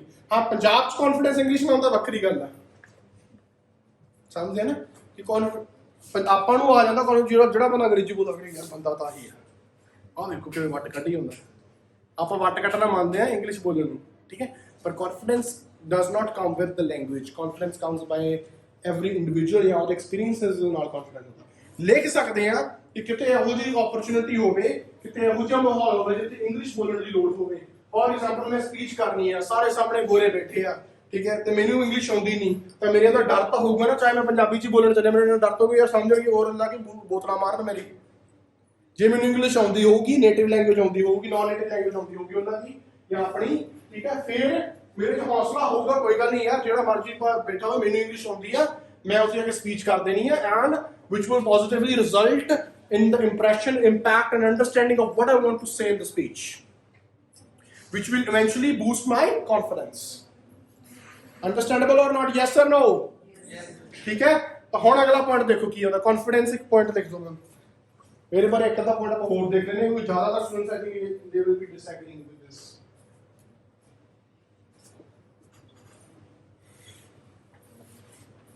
ਹੋਰ ਕੀ ਪੁਆਇੰਟਸ ਹੁੰਦੇ ਆ? ਇੱਕ ਹੋਰ ਪੰਜਵਾਂ ਪੁਆਇੰਟ ਦੇਖ ਲਓ, ਐਜੂਕੇਸ਼ਨਲ ਬੈਨੀਫਿਟਸ। ਅੱਜ ਆਪਾਂ ਨੂੰ ਆਇਲਸ ਦੀ ਰਿਕੁਆਇਰਮੈਂਟ ਤਾਂ ਦਿੱਤੀ ਗਈ ਆ ਤੇ ਇਸ ਕਰਕੇ ਨਹੀਂ ਦਿੱਤੀ ਕਿ ਤੁਸੀਂ ਕੈਨੇਡਾ ਜਾ ਕੇ ਇੰਗਲਿਸ਼ ਬੋਲ ਸਕੋ ਲੋਕਾਂ ਨਾਲ। ਇਸ ਕਰਕੇ ਨਹੀਂ ਦਿੱਤੀ ਗਈ ਕਿ ਤੁਸੀਂ ਕੈਨੇਡਾ ਜਾ ਕੇ ਇੰਗਲਿਸ਼ ਬੋਲ ਸਕੋ। ਜਿਹੜੇ ਬੰਦੇ ਪੰਜਾਬੀ ਆ ਟੂਰਿਸਟ ਵੀਜ਼ਾ ਤੇ ਜਾਂਦੇ ਉਹਨਾਂ ਦਾ ਆਇਲਸ ਦਾ ਪੇਪਰ ਨਹੀਂ ਲਿਆ ਜਾਂਦਾ। ਕੈਨੇਡਾ ਦੀ ਸਰਕਾਰ ਇਹ ਕਦੇ ਪੇਪਰ ਨਹੀਂ ਲੈਂਦੀ, ਇਹ ਆਇਲਸ ਕੈਂਬਰਿਜ ਯੂਨੀਵਰਸਿਟੀ ਲੈਂਦੀ ਆ। ਇਹਦੀ ਰਿਕੁਆਇਰਮੈਂਟ ਸਰਕਾਰ ਨੇ ਨਹੀਂ ਰੱਖੀ, ਇਹਦੀ ਰਿਕੁਆਇਰਮੈਂਟ ਕਿਹਨੇ ਰੱਖੀ ਆ? ਯੂਨੀਵਰਸਿਟੀਜ਼ ਤੇ ਕਾਲਜਿਸ ਨੇ, ਜਿਹਦੇ ਵਿੱਚ ਜਾ ਕੇ ਆਪਾਂ ਪੜ੍ਹਨਾ। ਜਿਹੜੀ ਪੜ੍ਹਾਈ ਥੋੜੀ ਜਿਹੀ ਸੌਖੀ ਹੁੰਦੀ ਆ, ਆਪਾਂ ਕਹਿੰਦੇ ਮਾੜੇ ਕਾਲਜ 5.5 1 ਚੋਂ 2 ਚੋਂ, ਉੱਥੇ ਕਾਲਜ ਥੋੜਾ ਮੰਦਾ ਮਿਲਦਾ। ਜਿੰਨਾ ਵੱਡਾ ਵਧੀਆ ਕਾਲਜ ਹੁੰਦਾ ਉਨੀ ਰਿਕੁਆਇਰਮੈਂਟ ਜ਼ਿਆਦਾ ਹੁੰਦੀ ਜਾਂਦੀ ਆ। ਉਹ ਕਿਉਂ ਹੁੰਦੀ ਆ? ਕਿਉਂਕਿ ਐਜੂਕੇਸ਼ਨਲ ਬੈਨੀਫਿਟ ਹੁੰਦਾ ਇੱਕ ਬਾਹਰਲੀ ਲੈਂਗੁਏਜ ਨੂੰ ਸਿੱਖਣ ਦਾ, ਕਿ ਆਪਾਂ ਆਹ ਚੀਜ਼ ਪੜ੍ਹੀ ਆ, ਆਪਾਂ ਨੂੰ ਆਹ ਚੀਜ਼ ਆਉਂਦੀ ਆ, ਠੀਕ ਆ। ਜ਼ਿਆਦਾ ਆਪਣੇ ਬੈਂਡ ਆਏ ਹੋਣਗੇ, ਮਤਲਬ ਯੂਨੀਵਰਸਿਟੀ ਸਮਝਦੀ ਹੈ ਕਿ ਬੱਚੇ ਨੂੰ ਕਾਫੀ ਵਧੀਆ ਤਰੀਕੇ ਨਾਲ ਇੰਗਲਿਸ਼ ਆਉਂਦੀ ਆ, ਤਾਂ ਆਪਾਂ ਨੂੰ ਸਕਾਲਰਸ਼ਿਪ ਵੀ ਦੇ ਸਕਦੇ ਹਾਂ ਕਿਉਂਕਿ ਇਹਦੇ ਨੰਬਰ ਵੀ ਵਧੀਆ ਲੈ ਜਾਣੇ, ਸਾਡਾ ਰਿਜ਼ਲਟ ਵੀ ਵਧੀਆ ਆਊਗਾ ਅੱਗੇ ਜਾ ਕੇ, ਜਾਂ ਇਹ ਬੱਚਾ ਕੋਈ ਤਰੱਕੀ ਵੀ ਕਰ ਸਕਦਾ ਬਹੁਤ ਵੱਡੇ ਲੈਵਲ ਦੀ, ਕਿ ਸਾਡੀ ਯੂਨੀਵਰਸਿਟੀ ਦਾ ਨਾਮ ਬਣੂਗਾ। ਸਮਝ ਰਹੇ? Yes or no? Educational benefit, ਸਭ ਤੋਂ ਵੱਡਾ ਬੈਨੀਫਿਟ ਜਿਹਦੇ ਲਈ ਆਪਾਂ ਸਾਰੇ ਇੱਥੇ ਬੈਠੇ ਆ, ਸਭ ਤੋਂ ਵੱਡਾ ਪੁਆਇੰਟ ਕਿ ਐਜੂਕੇਸ਼ਨਲ ਬੈਨੀਫਿਟਸ ਹੋਣਗੇ ਕਿ ਅਸੀਂ ਜੇ non native language for example English ਸਿੱਖਾਂਗੇ, ਇਹਦੀ ਤੁਸੀਂ non educational benefits non native language ਲਿਖ ਦੇਣਾ, ਠੀਕ ਆ। ਪੁਆਇੰਟ ਸਾਈਡ ਕੀ ਦੱਸਣੀ ਹੈ, ਸਟੇਟਮੈਂਟ ਕੀ ਦੱਸਣੀ ਆ ਕਿ ਜੇ ਕੋਈ ਬਾਹਰਲੀ ਲੈਂਗੁਏਜ ਆ, ਨਾਨ ਨੇਟਿਵ ਲੈਂਗੁਏਜ ਆਪਾਂ ਪੜ੍ਹਦੇ ਆ, ਉਹਦੇ ਨਾਲ ਆਪਾਂ ਉਸ ਜਿੱਥੋਂ ਦੀ ਉਹ ਨੇਟਿਵ ਲੈਂਗੁਏਜ ਆ, ਜਿੱਥੋਂ ਦੀ ਉਹ ਲੈਂਗੁਏਜ ਆ, ਉਸ ਦੇਸ਼ ਦੇ ਵਿੱਚ ਜਾ ਕੇ ਆਪਾਂ ਐਜੂਕੇਸ਼ਨ ਲੈ ਸਕਦੇ ਹਾਂ। ਸਮਝੇ? ਜੇ ਆਪਾਂ ਹੁਣ ਫਰਾਂਸ ਪੜ੍ਹਦੇ ਹਾਂ, ਜੇ ਆਪਾਂ ਨੂੰ ਫ੍ਰੈਂਚ ਆਉਂਦੀ ਆ, ਠੀਕ ਹੈ, ਤੁਹਾਨੂੰ ਪਤਾ ਆਪਣੀ ਆਲਮੋਸਟ ਪੜ੍ਹਾਈ ਫ੍ਰੀ ਹੋ ਸਕਦੀ ਹੈ ਜੇ ਆਪਾਂ ਫ੍ਰੈਂਚ ਆਉਂਦੀ ਹੈ। ਜੇ ਆਪਾਂ ਕਿਊਬਿਕ ਸਟੇਟ ਦੇ ਵਿੱਚ ਜਾਂਦੇ ਆ, ਮੌਂਟਰੀਅਲ ਜਾਂਦੇ ਆ, ਬਰੋਸਾਰ ਜਾਂਦੇ ਆ, ਠੀਕ ਹੈ, ਕਿਊਬਿਕ ਸਟੇਟ ਦੇ ਵਿੱਚ ਵੀ ਜਦੋਂ ਫ੍ਰੈਂਚ ਆਉਂਦੀ ਹੈ ਤੁਹਾਨੂੰ ਪੇ ਕੀਤਾ ਜਾਂਦਾ ਉਸ ਚੀਜ਼ ਦਾ, ਕਿਉਂਕਿ ਉੱਥੋਂ ਦੀ ਉਹ ਨੇਟਿਵ ਲੈਂਗੁਏਜ ਆ। ਉਹ ਉਪਰਾਲੇ ਕਰ ਰਹੇ ਆ, ਉਹ ਸਟੇਟ ਉਪਰਾਲੇ ਕਰ ਰਹੀ ਆ, ਫਰਾਂਸ ਦੇਸ਼ ਉਪਰਾਲੇ ਕਰ ਰਿਹਾ ਕਿ ਸਾਡੀ ਨੇਟਿਵ ਲੈਂਗੁਏਜ ਨੂੰ ਬਚਾਇਆ ਜਾਵੇ। ਜਿਵੇਂ ਆਪਾਂ ਨਹੀਂ ਕਰ ਰਹੇ ਪੰਜਾਬੀ, ਆਪਾਂ ਪੇ ਕਰ ਰਹੇ ਆ, ਅਸੀਂ ਪੈਸੇ ਲੈ ਰਹੇ ਆ ਕਿਸ ਚੀਜ਼ ਦੇ? ਨਾਨ ਨੇਟਿਵ ਸਿਖਾਉਣ ਦੇ। ਉਹ ਪੈਸੇ ਦੇ ਰਹੇ ਆ ਕਿਸ ਚੀਜ਼ ਦੇ? ਆਪਣੀ ਨੇਟਿਵ ਬਚਾਉਣ ਦੇ। ਆਹੀ ਫਰਕ ਆ ਆਪਣੀ ਸੱਭਿਅਤਾ ਦੇ ਵਿੱਚ ਤੇ ਉਹਨਾਂ ਦੀ ਸੱਭਿਅਤਾ ਦੇ ਵਿੱਚ। ਇਹੀ ਫਰਕ ਆ ਕਿ ਆਪਾਂ ਕਿੱਥੇ ਰਹਿ ਗਏ, ਉਹ ਕਿੱਥੇ ਚਲੇ ਗਏ। ਸਮਝ ਰਹੇ ਆ? ਪਰ ਸੱਭਿਅਤਾਵਾਂ ਰਲ ਮਿਲ ਕੇ ਬਣਦੀਆਂ ਹੁੰਦੀਆਂ। ਇਹ ਨਹੀਂ ਕਿ ਜੇ ਮੈਂ ਪੈਸੇ ਲੈ ਰਿਹਾ ਤਾਂ ਸਾਰੇ ਆਇਲਸ ਕਰ ਰਹੇ, ਤੁਸੀਂ ਸਾਰੇ ਕਰ ਰਹੇ ਤਾਂ ਵੀ ਮੈਂ ਲੈ ਰਿਹਾ। ਸਮਝਦੇ ਆ ਨਾ? ਇਹ ਵੀ ਇੱਕ ਵੱਡਾ ਰੀਜ਼ਨ ਹੈ। ਜੇ ਤੁਸੀਂ ਕਰੋ ਨਾ, ਮੈਂ ਕਿਵੇਂ ਬੈਠਾ ਰਹੂੰਗਾ? ਮੈਂ ਕਿਉਂ ਆਇਲਸ ਕਰਾਉਂਗਾ, ਕਿਉਂ ਇੰਗਲਿਸ਼ ਪੜਾਉਂਗਾ? ਸਮਝਿਆ? ਇਹ ਸੱਭਿਅਤਾਵਾਂ ਜਦੋਂ ਕਿਸੇ ਪੋਪੂਲੇਸ਼ਨ ਦਾ, ਕਿਸੇ ਕਲਚਰ ਦਾ ਸਾਰੇ ਲੋਕ ਰਲ ਕੇ ਡਿਸਾਈਡ ਕਰਦੇ ਆ ਕਿ ਅਸੀਂ ਆਹ ਚੀਜ਼ ਕਰਨੀ ਹੈ ਨਹੀਂ ਕਰਨੀ, ਫੇਰ ਆ। ਮੈਂ ਤੁਸੀਂ ਮੇਰੀਆਂ ਪੁਰਾਣੀਆਂ ਵੀਡੀਓਜ਼ ਦੇਖੋਗੇ, ਮੈਂ ਕਦੇ ਵੀ ਇੰਗਲਿਸ਼ ਨੂੰ ਸਪੋਰਟ ਨਹੀਂ ਕੀਤਾ, ਮੈਂ ਆਇਲਸ ਨੂੰ ਤੇ ਬਾਹਰ ਜਾਣ ਨੂੰ ਵੀ ਸਪੋਰਟ ਨਹੀਂ ਕੀਤਾ।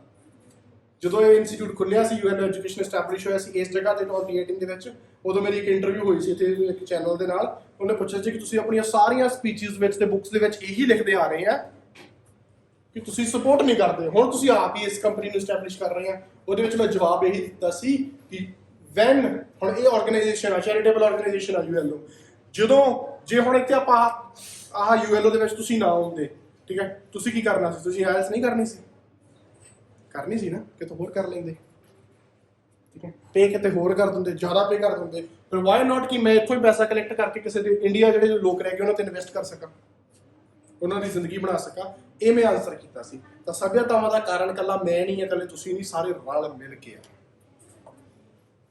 ਠੀਕ ਹੈ, ਤੁਸੀਂ ਇਹ ਲਿਖਦੇ ਨੇ ਐਜੂਕੇਸ਼ਨਲ ਬੈਨੀਫਿਟਸ ਦੇ ਵਿੱਚ ਤੁਸੀਂ ਲਿਖ ਸਕਦੇ ਆ ਕਿ ਐਜੂਕੇਸ਼ਨ ਅਸੀਂ ਤਾਂ ਲਵਾਂਗੇ ਕਿਸੇ ਕੰਟਰੀ 'ਚ ਜਾ ਕੇ ਜੇ ਉੱਥੋਂ ਦੀ ਐਜੂਕੇਸ਼ਨਲ ਲੈਂਗੁਏਜ ਆਪਾਂ ਨੂੰ ਆਉਂਦੀ ਹੋਵੇ। ਐਜੂਕੇਸ਼ਨ ਆਪਾਂ ਕਹਿੰਦੇ ਨਾ, ਕੈਨੇਡਾ 'ਚ ਸਰਕਾਰੀ ਯੂਨੀਵਰਸਿਟੀ ਜਾਂ ਕਾਲਜ ਹੀ ਲੈ ਕੇ ਜਾਣਾ, ਪ੍ਰਾਈਵੇਟ ਨਹੀਂ ਲੈਣਾ। ਤੇ ਆਪਣੇ ਇੰਗਲਿਸ਼ ਇੱਥੇ ਸਿਰਫ ਪ੍ਰਾਈਵੇਟ 'ਚ ਪੜ੍ਹਾਈ ਜਾਂਦੀ ਹੈ ਜ਼ਿਆਦਾਤਰ। ਜੇ ਕੋਈ ਕੈਨੇਡਾ 'ਚੋਂ ਬੰਦਾ ਆਵੇ ਤਾਂ ਉਹਨੇ ਆਪਣੇ ਪੰਜਾਬ 'ਚ ਸੈਕੰਡ ਦੀ ਥਰਡ ਔਰ ਫੋਰਥ ਕਲਾਸ 'ਚ ਸਰਕਾਰੀ ਸਕੂਲ 'ਚ ਐਡਮਿਸ਼ਨ ਲੈਣੀ ਹੋਵੇ ਤਾਂ ਉਹਨੂੰ ਪੰਜਾਬੀ ਸਿੱਖ ਕੇ ਆਉਣਾ ਪਊਗਾ, ਨਹੀਂ ਉਹ ਐਡਮਿਸ਼ਨ ਨਹੀਂ ਲੈ ਸਕਦਾ। ਤਾਂ ਐਜੂਕੇਸ਼ਨਲ ਬੈਨੀਫਿਟਸ ਹੁੰਦੇ ਆ, ਚਾਹੇ ਉਹਨਾਂ ਨੇ ਇੱਧਰ ਆਉਣਾ ਚਾਹੇ ਆਪਾਂ ਉੱਥੇ ਜਾਣਾ। ਇੱਕ ਫਰੈਂਡ ਹੈਗਾ ਮੇਰਾ, ਮੇਰੇ ਸਕੂਲ 'ਚ ਪੜ੍ਹਿਆ, ਠੀਕ ਹੈ, ਉਹ ਕੈਨੇਡਾ ਦਾ ਸਿਟੀਜ਼ਨ, ਉੱਥੋਂ ਦਾ ਬੋਰਨ ਐਂਡ ਬ੍ਰੌਟ ਅਪ, ਪਰ ਉਹਨੇ ਇੱਥੇ ਆ ਕੇ ਪੜ੍ਹਾਈ ਕੀਤੀ ਕਿਉਂਕਿ ਇੰਡੀਆ ਦੀ ਐਜੂਕੇਸ਼ਨ ਜ਼ਿਆਦਾ ਵਧੀਆ ਹੁੰਦੀ ਹੈ। ਦੁਨੀਆ 'ਚ ਮੰਨਿਆ ਜਾਂਦਾ ਕਿ ਡਾਕਟਰ ਰਾਧੇ ਕ੍ਰਿਸ਼ਨ ਨੇ ਟੀਚਰਸ ਦੀ ਫਾਊਂਡੇਸ਼ਨ ਕੀਤੀ, ਤਾਂ ਹੀ ਆਪਾਂ ਟੀਚਰਸ ਦੇ 5 ਸਤੰਬਰ ਨੂੰ ਮਨਾਉਂਦੇ। ਡਾਕਟਰ ਰਾਧੇ ਕ੍ਰਿਸ਼ਨ ਸਾਰੀ ਦੁਨੀਆ ਕਿਉਂ ਮਨਾਉਂਦੀ ਹੈ? Because India is the foundation of education. ਆ ਕੋਚਿੰਗ ਇੰਸਟੀਚਿਊਟ ਜਿਹੜੇ ਹੁਣ ਖੁੱਲਣ ਲੱਗਿਆ ਕੈਨੇਡਾ ਵਿੱਚ, ਨਿੱਕੇ ਨਿੱਕੇ ਜਿਹੜੇ ਆਪਣੇ ਤੋਂ 100 ਸਾਲ ਦੇ ਚੱਲ ਰਹੇ ਆ, ਸਮਝੇ ਨਾ। India is the basis of education. ਉਹ ਇੱਥੇ ਆ ਕੇ ਪੜ੍ਹਨਾ ਚਾਹੁੰਦੇ ਆ ਕੁਝ ਲੋਕ ਬਾਹਰਲੇ, ਤਾਂ ਉਹ ਪੰਜਾਬੀ ਸਿੱਖ ਕੇ ਆਇਆ ਸੀ ਬਾਹਰਲੇ ਮੁਲਕ 'ਚ ਕਿਸੇ ਤੋਂ, ਜਦੋਂ ਇੱਥੇ ਐਡਮਿਸ਼ਨ ਲਈ ਸੀ ਮੇਰੇ ਨਾਲ।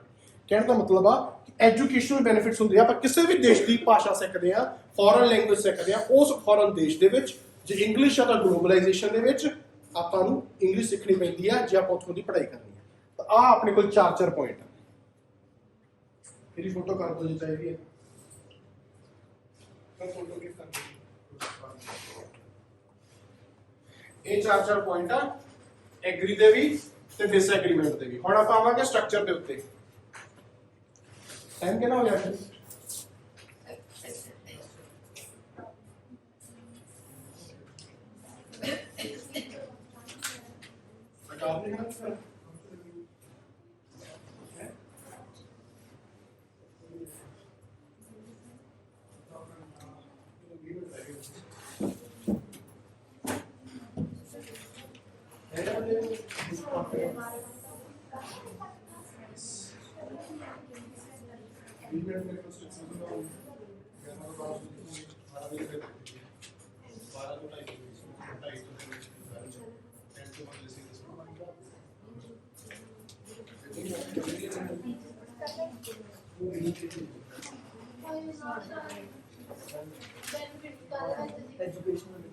एजुकेशनल बैकग्राउंड फोटो करनी कोई के ऊपर चल रही तो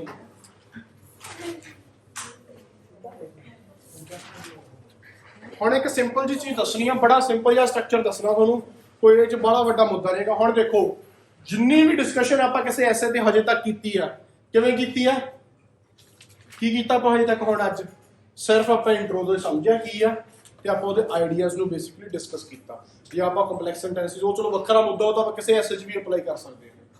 ਇਸ ਐਸੇ ਦੇ ਬਾਰੇ ਆਪਾਂ ਸਿਰਫ ਇੰਟਰੋ ਕੀਤੀ ਆ ਹਜੇ ਤੱਕ ਤੇ ਆਪਾਂ ਆਈਡੀਆਜ਼ ਨੂੰ ਡਿਸਕਸ ਕੀਤਾ, ਠੀਕ ਹੈ। ਹੁਣ ਜਿਹੜੀ ਇੰਟਰੋ ਆ, ਸਮਝਣਾ ਤੁਹਾਨੂੰ ਇੰਗਲਿਸ਼ ਆਉਂਦੀ ਆ, ਤੁਸੀਂ ਲਿਸਨਿੰਗ ਕਰਦੇ ਆ, ਰੀਡਿੰਗ ਕਰਦੇ ਆ, ਰਾਈਟਿੰਗ ਕਰਦੇ ਆ, ਸਪੀਕਿੰਗ ਕਰਦੇ ਆ, ਸਾਰੇ ਸਮਝ ਲਓਗੇ ਕਿ ਨਹੀਂ ਸਮਝ ਲਓਗੇ? ਉੱਚੀ ਬੋਲੋ ਸਾਰੇ ਜਣੇ। Yes sir. ਸਮਝ ਲਓਗੇ ਨਾ? Yes sir. ਠੀਕ ਹੈ। ਤੇ ਆਈਡੀਆਜ਼ ਆ ਜਿਹੜੇ ਉਹ ਇੱਥੇ ਬੋਝ ਪਾਉਣ ਨਾਲ ਹੀ ਆਉਣੇ ਆ, ਉਹ ਇੱਥੇ ਬੋਝ ਪਾਉਣਾ ਪੈਣਾ, ਥੋੜਾ ਜਿਹਾ ਟਰਾਈ ਕਰਨਾ ਪੈਣਾ, ਫਿਰ ਆਈਡੀਆਜ਼ ਆਉਣੇ। ਆ ਹੀ ਗਏ ਆਪਣੇ ਵਿੱਚੋਂ ਕੱਢੇ ਆਈਡੀਆਜ਼, ਆਏ ਆ ਨਾ ਆਈਡੀਆਜ਼। ਹੁਣ ਕੀ ਆ, ਜਿਹੜੀ ਇੰਪੋਰਟੈਂਟ ਚੀਜ਼ ਸਿੱਖਣ ਵਾਲੀ ਆ ਉਹ ਹੈਗਾ ਇਸ ਐਸੇ ਦਾ ਸਟਰਕਚਰ, ਕੰਪਲੀਟਲੀ ਐਗਰੀ ਹੋਣ ਦਾ, ਕੰਪਲੀਟਲੀ ਡਿਸਐਗਰੀ ਹੋਣ ਦਾ। ਕਿੱਦਾਂ, ਕਿਹੜੇ ਚੀਜ਼ਾਂ ਆਪਾਂ ਕਿਹੜੀ ਚੀਜ਼ 'ਚ ਮੈਂਸ਼ਨ ਕਰਨੀਆਂ। ਇੰਟਰੋ ਤੁਹਾਨੂੰ ਫਿਰ ਮੈਂ ਸਾਰੀਆਂ ਚੀਜ਼ਾਂ ਫਿਰ ਲਿਖ ਦੇਣਾ ਇੱਥੇ। ਇੰਟਰੋ ਪਹਿਲਾਂ ਇੰਟਰੋ ਆ ਗਈ। ਇੰਟਰੋ ਦੇ ਵਿੱਚ ਕੀ ਹੈ?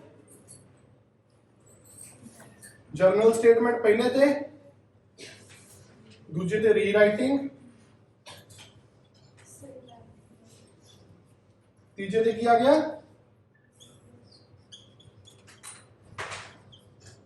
This essay will discuss, ठीक है। सिंपल जी फॉर्मेट आपका कुछ बड़ा कॉम्प्लिकेट नहीं करना। ਤੁਹਾਨੂੰ ਪਹਿਲਾਂ ਦੱਸਿਆ ਸੀ although but also because ਉਹਨਾਂ ਚੀਜ਼ਾਂ ਨੂੰ ਯੂਜ਼ ਕਰਨ ਦੀ ਕੋਸ਼ਿਸ਼ ਕਰਨੀ ਹੈ ਇੰਟਰੋ ਦੇ ਵਿੱਚ ਵੀ, VP1 ਦੇ ਵਿੱਚ ਵੀ, VP2 ਦੇ ਵਿੱਚ ਵੀ, ਕੰਕਲੂਜਨ ਵਿੱਚ ਵੀ, ਜਿੱਥੇ ਕਰ ਸਕਦੇ ਆ। ਜ਼ਰੂਰੀ ਨਹੀਂ ਹਰ ਲਾਈਨ 'ਚ ਘਸੋੜਨਾ ਜਾਣ ਬੁੱਝ ਕੇ, ਜਿੱਥੇ ਕਰ ਸਕਦੇ ਆ ਉੱਥੇ ਕਰੋ, ਜਿੱਥੇ ਨਹੀਂ ਹੋ ਰਿਹਾ ਉੱਥੇ ਸਿੰਪਲ ਸੈਂਟੈਂਸ ਯੂਜ਼ ਕਰੋ। ਹਰ ਪੈਸੇਜ ਦੇ ਵਿੱਚ ਇੱਕ ਅੱਧਾ 2 ਸੈਂਟੈਂਸ ਤੁਸੀਂ ਕੰਪਲੈਕਸ ਲਿਖ ਦਿਆ ਕਰੋ, ਬਾਕੀ ਸਿੰਪਲ ਲਿਖ ਦਿਆ ਕਰੋ, ਆਰਾਮ ਨਾਲ 6.5-7 ਮਿੰਟ ਆ ਜਾਣੇ। ਠੀਕ ਹੈ। ਹੁਣ ਕੀ ਆ, ਇੰਟਰੋ ਦੇ ਵਿੱਚ ਆਪਾਂ ਜਰਨਲ ਸਟੇਟਮੈਂਟ ਦੇਤੀ। ਜਰਨਲ ਸਟੇਟਮੈਂਟ ਜੇ ਹੁਣ ਤੁਸੀਂ ਡਿਸਐਗਰੀ ਕਰਨਾ, ਠੀਕ ਹੈ, ਕਿ ਤੁਸੀਂ ਇੰਗਲਿਸ਼ ਨੂੰ ਜਾਂ ਨॉन ਨੇਟਿਵ ਲੈਂਗੁਏਜ ਨੂੰ ਸਪੋਰਟ ਕਰਨਾ, ਕਿੱਦਾਂ ਕਰੋਗੇ?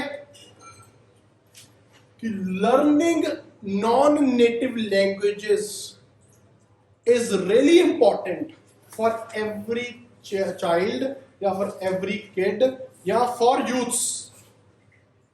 children ਦਾ ਕੀ ਆਇਆ ਸਿਨੋਨੀਮ? kid ਆ ਜਾਂਦਾ, ਆਪਾਂ ਨੂੰ ਯੂ kids ਯੂਜ਼ ਕਰ ਸਕਦੇ ਆ, youths ਯੂਜ਼ ਕਰ ਸਕਦੇ ਆ, students ਵੀ ਯੂਜ਼ ਕਰ ਸਕਦੇ ਆ, ਕਿਉਂਕਿ ਸਿੱਖਣ ਦੀ ਗੱਲ ਆ ਰਹੀ ਹੈ, ਲਰਨਿੰਗ ਦੀ ਗੱਲ ਆ, ਤੇ ਕਿਤੇ ਨਾ ਕਿਤੇ students ਵੀ ਯੂਜ਼ ਕਰ ਸਕਦੇ ਆ, pupils यूज कर सकते हैं बहुत, हाँ जी, यंगस्टर्स भी यूज कर सकते हैं बहुत आ। ठीक है। ਹੁਣ ਸਿਨੋਨੀਮ ਦੀ ਪ੍ਰੋਬਲਮ ਕੀ ਹੁੰਦੀ ਆ? ਤੁਸੀਂ ਸਟਾਰਟ ਕਰਤਾ ਐਸੇ, ਤੁਸੀਂ ਇੱਕ ਜਗ੍ਹਾ ਤੇ ਚਿਲਡਰਨ ਯੂਜ਼ ਕਰ ਲਿਆ, ਠੀਕ ਹੈ।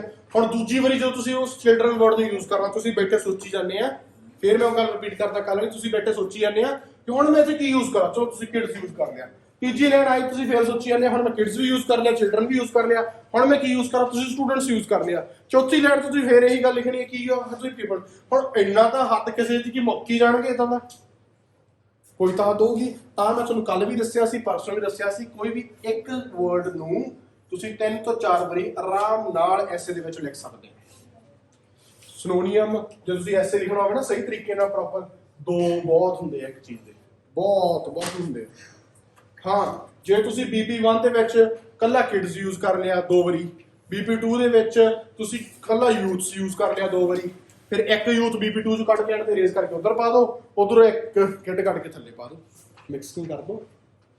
ਇੰਪੈਕਟ ਵਧੀਆ ਪਵੇ। ਫਰਕ ਤਾਂ ਵੈਸੇ ਕੋਈ ਨਹੀਂ ਪੈਣਾ, ਲੈਂਗੁਏਜ ਦੇ ਉੱਤੇ ਤਾਂ ਕੋਈ ਫਰਕ ਨਹੀਂ ਪੈਣਾ, ਲੈਂਗੁਏਜ ਉੱਤੇ ਤਾਂ ਕੋਈ ਇਸ ਚੀਜ਼ ਦਾ ਫਰਕ ਨਹੀਂ ਪੈਣਾ। There will be no difference of the language but it will be more impactful than ever, right. So this is what it is. ਸਾਰਿਆਂ ਨੂੰ ਸਮਝ ਲੱਗ ਗਈ ਇਸ ਗੱਲ ਦੀ। ਇੰਟਰੋ ਦੇ ਵਿੱਚ ਤਿੰਨ ਸਿੰਪਲ ਜਿਹੀਆਂ ਗੱਲਾਂ ਮੈਂ ਦੱਸੀਆਂ। ਜਰਨਲ ਸਟੇਟਮੈਂਟ ਜੇ ਤੁਸੀਂ ਲਿਖ ਸਕਦੇ ਆ ਤਾਂ, ਜੇ ਤੁਸੀਂ ਇਹ ਵੀ ਨਹੀਂ ਲਿਖ ਸਕਦੇ ਕੋਈ ਗੱਲ ਨਹੀਂ, ਸਿੱਧਾ ਰੀਫਰੇਜ਼ਿੰਗ ਕਰਕੇ ਆ ਦੱਸ ਦਿਓ ਕਿ ਇਹ ਐਸੇ ਕੀ ਹੋਊਗਾ। ਮੈਂ ਤੁਹਾਨੂੰ ਵਾਰ-ਵਾਰ ਇਹ ਗੱਲ ਕਰ ਰਿਹਾ, ਇੰਗਲਿਸ਼ ਦੇ ਵਿੱਚ, ਇੰਗਲਿਸ਼ ਇੱਕ ਭਾਸ਼ਾ, ਆਇਲਸ ਉਹਦਾ ਇੱਕ ਟੈਸਟ ਆ।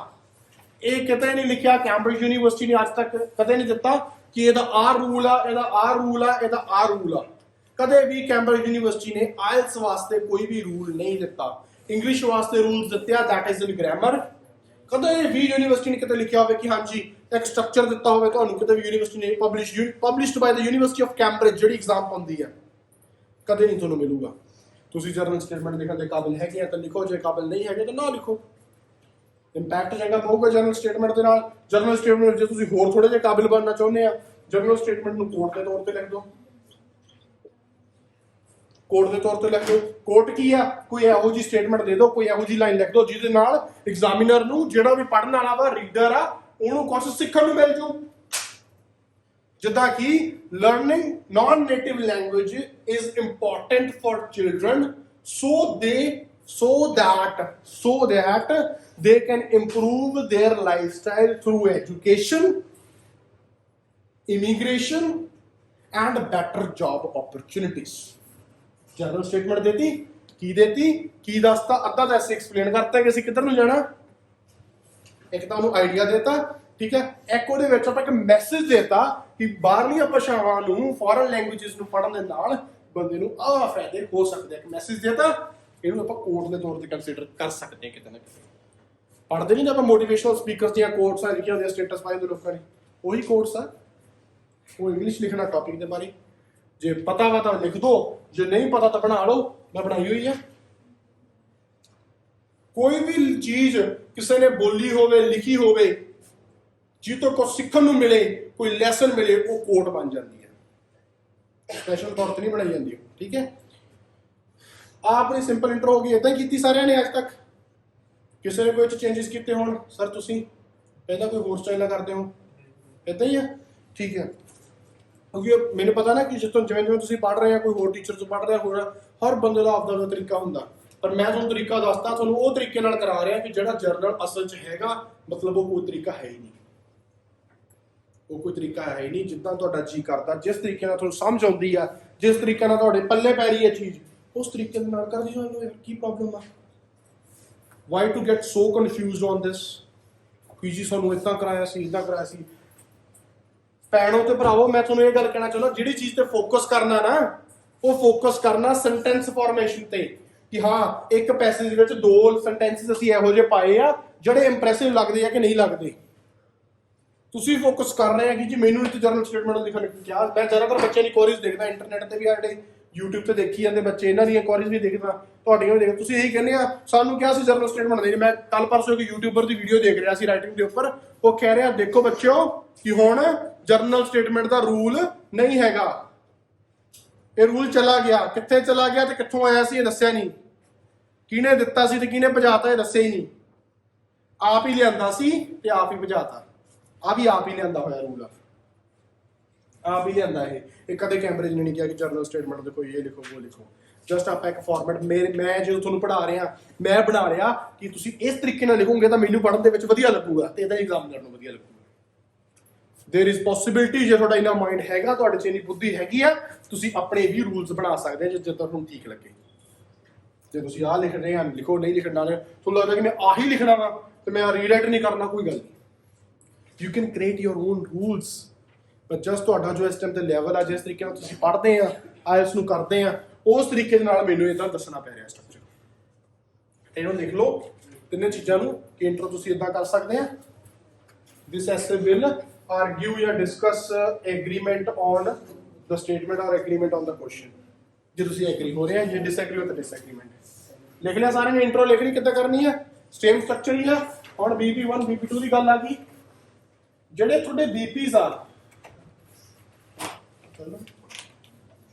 ਜਿਹੜੇ ਤੁਹਾਡੇ BPs ਆ ਠੀਕ ਹੈ ਚਾਹੇ ਉਹ BP1 ਹੋਵੇ ਚਾਹੇ ਉਹ BP2 ਹੋਵੇ ਠੀਕ ਹੈ ਆਪਾਂ ਦੋ ਪੁਆਇੰਟ ਡਿਸਕਸ ਕਰਨੇ ਆ ਜੇ ਐਗਰੀ ਕਰਨਾ ਤਾਂ ਐਗਰੀ ਦੇ ਦੋ ਪੁਆਇੰਟ ਡਿਸਕਸ ਕਰਨੇ ਆ ਜੇ ਡਿਸਐਗਰੀ ਕਰਨਾ ਤਾਂ ਡਿਸਐਗਰੀ ਦੇ ਦੋ ਪੁਆਇੰਟ ਡਿਸਕਸ ਕਰਨੇ ਆ ਕੱਲ ਆਪਾਂ ਪਾਰਸ਼ਲ ਵਾਲਾ ਐਸੇ ਕੀਤਾ ਸੀ ਜਿਸ ਚ ਆਪਾਂ ਪਹਿਲਾਂ ਡਿਸਐਗਰੀ ਦੇ ਫੈਕਟ ਦੱਸੇ ਸੀ ਫਿਰ ਆਪਾਂ ਐਗਰੀ ਸਟਰੋਂਗਲੀ ਐਗਰੀ ਹੋ ਗਏ ਸੀ ਫਿਰ ਕਨਕਲੂਜਨ ਵੀ ਆਪਾਂ ਸਟਰੋਂਗਲੀ ਐਗਰੀ ਕਰਤਾ ਸੀ ਆਪਾਂ ਦੱਸਿਆ ਸੀ ਕਿ ਹਾਂ ਆਹ ਵਿਊ ਪੁਆਇੰਟਸ ਹੈਗੇ ਆ ਐਗਜ਼ਿਸਟ ਕਰਦੇ ਆ ਪਰ ਮੈਂ ਇਸ ਚੀਜ਼ ਨਾਲ ਇੱਧਰ ਸਹਿਮਤ ਹੈ ਅਸਹਿਮਤ ਆ ਤਾਂ ਕਨਕਲੂਜਨ ਵੀ ਆਪਾਂ ਉਸ ਚੀਜ਼ ਦਾ ਕਰਤਾ ਸੀ ਹੁਣ ਕੀ ਆ ਗਈ ਇਹਦੇ ਵਿੱਚ ਆਪਾਂ ਸਭ ਤੋਂ ਪਹਿਲਾਂ ਕੀ ਕਰਨਾ ਸਟੇਟਮੈਂਟ ਸਭ ਤੋਂ ਪਹਿਲਾਂ ਦੇਣੀ ਆਪਾਂ ਕੀ ਦੇਣੀ ਆ ਉੱਚੀ ਬੋਲੋ ਸਟੇਟਮੈਂਟ ਆਪਾਂ ਸਟੇਟਮੈਂਟ ਦੇਣੀ ਹੈ ਕਿ ਪਹਿਲਾ ਪੁਆਇੰਟ ਜਿਹੜੇ ਆਪਾਂ 4 ਪੁਆਇੰਟ ਡਿਸਕਸ ਕੀਤੇ ਸੀ ਡਿਸਐਗਰੀ ਦੇ ਉਹ ਚੋਂ ਪਹਿਲਾ ਪੁਆਇੰਟ ਕੀ ਹੈਗਾ ਪਹਿਲਾ ਪੁਆਇੰਟ ਠੀਕ ਹੈ ਉਹਦੀ ਇੱਕ ਸਟੇਟਮੈਂਟ ਦੇਤੀ ਫਿਰ ਉਹਦੇ ਰੀਜ਼ਨਸ ਦੇਤੇ ਕਿਉਂ ਹੈਗਾ ਕਿਉਂ ठीक है फिर ਉਹਦੀ एग्जांपल देती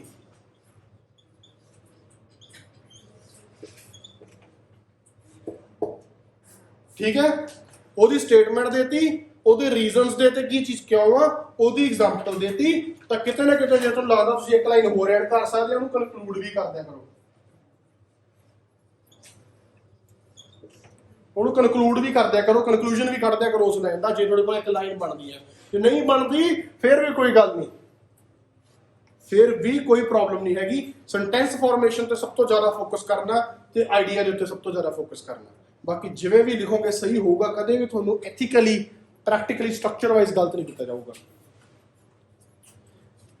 ਇਹ ਤਾਂ ਹੁੰਦਾ ਵਾ ਜਿਹੜਾ ਤਾਂ ਬੱਚਾ ਮਾੜਾ ਮੋਟਾ ਸਕੂਲ 'ਚ ਇੰਗਲਿਸ਼ ਪੜ੍ਹਿਆ 10ਵੀਂ 12ਵੀਂ 6ਵੀਂ ਤੋਂ ਲੈ ਕੇ 5ਵੀਂ ਤੱਕ ਉਹ ਬੱਚਾ ਤਾਂ ਆਹ ਸਟਰਕਚਰ ਦੱਸੋ ਨਾ ਦੱਸੋ ਉਹਨੇ ਕਰ ਲੈਣਾ ਜਿਹੜਾ ਬੱਚੇ ਦਾ ਬੇਸ ਥੋੜਾ ਜਿਹਾ ਵੀਕ ਆ ਉਹਨੂੰ ਦੱਸਣਾ ਜ਼ਰੂਰੀ ਹੁੰਦਾ ਕਿ ਇਦਾਂ ਇਦਾਂ ਦਾ ਆਪਾਂ ਕਰਨਾ ਉਹਨਾਂ ਵਾਸਤੇ ਸਟਰਕਚਰਸ ਹੁੰਦੇ ਆ ਹੁਣ ਸਟੂਡੈਂਟਸ ਇਹ ਕਹਿੰਦਾ ਉਹ ਫਾਰਮੈਟ ਨਹੀਂ ਹੁੰਦਾ ਜਿਵੇਂ ਤੇਂਦਰ ਸਰ ਨੇ ਇੱਕ ਦਿਨ ਕਰਾਇਆ ਹੋਣਾ ਤੁਹਾਨੂੰ ਇਦਾਂ ਰਾਈਟਿੰਗ ਦਾ ਫਾਰਮੈਟ ਦੇਦਾ ਬਸ ਫਿਲਿੰਗ ਦਾ ਬਲੈਂਕਸ ਨੂੰ ਭਰਨਾ ਸਾਰਾ ਐਸੇ ਹੁੰਦਾ ਨਾ ਇੱਕ ਫਾਰਮੈਟ ਹੁੰਦਾ ਵਾ ਇੱਕ ਪ੍ਰੋਪਰ ਲਿਖਿਆ ਨੈਟ ਤੇ ਮਿਲ ਜਾਂਦਾ ਤੁਹਾਨੂੰ ਹੁਣ ਇੱਕ ਬੱਚਾ ਹਾਂਜੀ ਹੈ ਇੱਕ ਬੱਚਾ ਸੀ ਉਹਦੇ 4.5 ਬੈਂਡ ਆ ਰਹੇ ਸੀਗੇ ਉਹਨੇ ਉਹ ਸਟਰਕਚਰ ਨੂੰ ਬਸ ਕਾਪੀ ਪੇਸਟ ਕੀਤਾ ਐਗਜ਼ਾਮ 'ਚ ਉੱਥੇ ਫਿਲਿੰਗ ਦਾ ਬਲੈਂਕਸ ਕੀਤੀਆਂ ਟੌਪਿਕ ਵਾਈਜ਼ ਉਹਦੇ 6.5 ਆ ਗਏ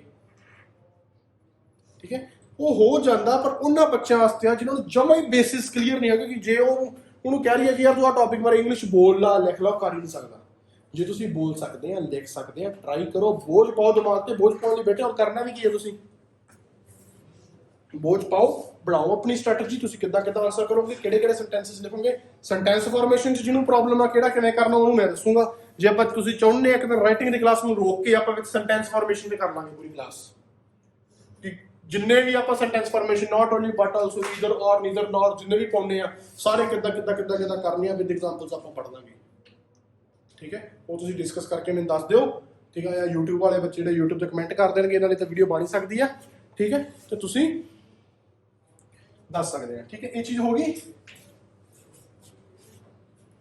ਦੋਨੋਂ BPs ਵਿੱਚ ਇਦਾਂ ਕਰਨਾ ਪਹਿਲਾ 2 ਪੁਆਇੰਟ ਸਟੇਟਮੈਂਟ 1 ठीक है स्टेटमेंट 1 रीजन 1 एग्जांपल 1 कंक्लूजन 1 फिर स्टेटमेंट 2 रीजन 2 एग्जांपल 2 कंक्लूजन 2 एक लाइन का सारा कुछ करना एक लाइन का करना जे आप एक लाइन भी लिखते हैं statement check line reason check line example check line चलो कंक्लूजन च नहीं भी लिखते ठीक है चलो एक का कंक्लूजन लिख एक का नहीं लिखता 4 लाइना एदियां 4 लाइना दूजे पॉइंट दियां 8 लाइना जे 10 वर्ड भी है 80 वर्ड ਤੇ ਦੂਜੇ ਪੈਰਾਗ੍ਰਾਫ ਦੇ ਵਿੱਚ ਫਿਰ ਅਗਲੇ 2 ਪੁਆਇੰਟਾਂ ਦੀਆਂ 4 ਲੈਣਾ ਤੇ 4 8 ਹੋਰ 80 ਵਰਡ ਵੀ ਹੋ ਗਏ 160 ਵਰਡ 50 ਵਰਡ ਇੰਟਰੋ ਦੇ 30 40 ਵਰਡ ਕਨਕਲੂਜਨ ਦੇ ਡਨ।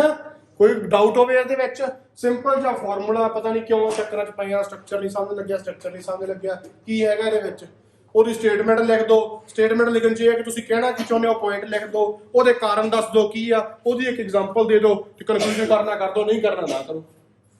BB1 ਹੋ ਗਿਆ, ਸੇਮ ਅਗਲੇ 2 ਪੁਆਇੰਟ ਵਾਲੀ ਫੇਰ ਕਰ ਦਿਓ, ਬਸ ਉਹਨੂੰ ਥੋੜਾ ਅਟੈਚ ਕਰ ਦਿਓ, ਹਾਊ ਐਵਰ ਲਿਖ ਕੇ ਇਦਾਂ ਸਟਾਰਟਿੰਗ ਸੋਹਣੀ ਕਰ ਦਿਓ। ਇਹੀ ਆਪਾਂ ਕੰਪਲੈਕਸ ਸੈਂਟੈਂਸ ਸਿੱਖਣੇ ਆ, ਠੀਕ ਹੈ। ਇਹ ਹੋ ਗਿਆ। ਕਨਕਲੂਜਨ ਕਰ ਦਿਓ। ਕਨਕਲੂਜਨ 'ਚ ਕੀ ਕਰਨਾ, ਹੁਣ ਕਨਕਲੂਜਨ ਸੁਣ ਲਓ, ਸਿੰਪਲ ਜਿਹਾ ਕਨਕਲੂਜਨ ਆ, ਬਹੁਤ ਜ਼ਿਆਦਾ ਸਿੰਪਲ।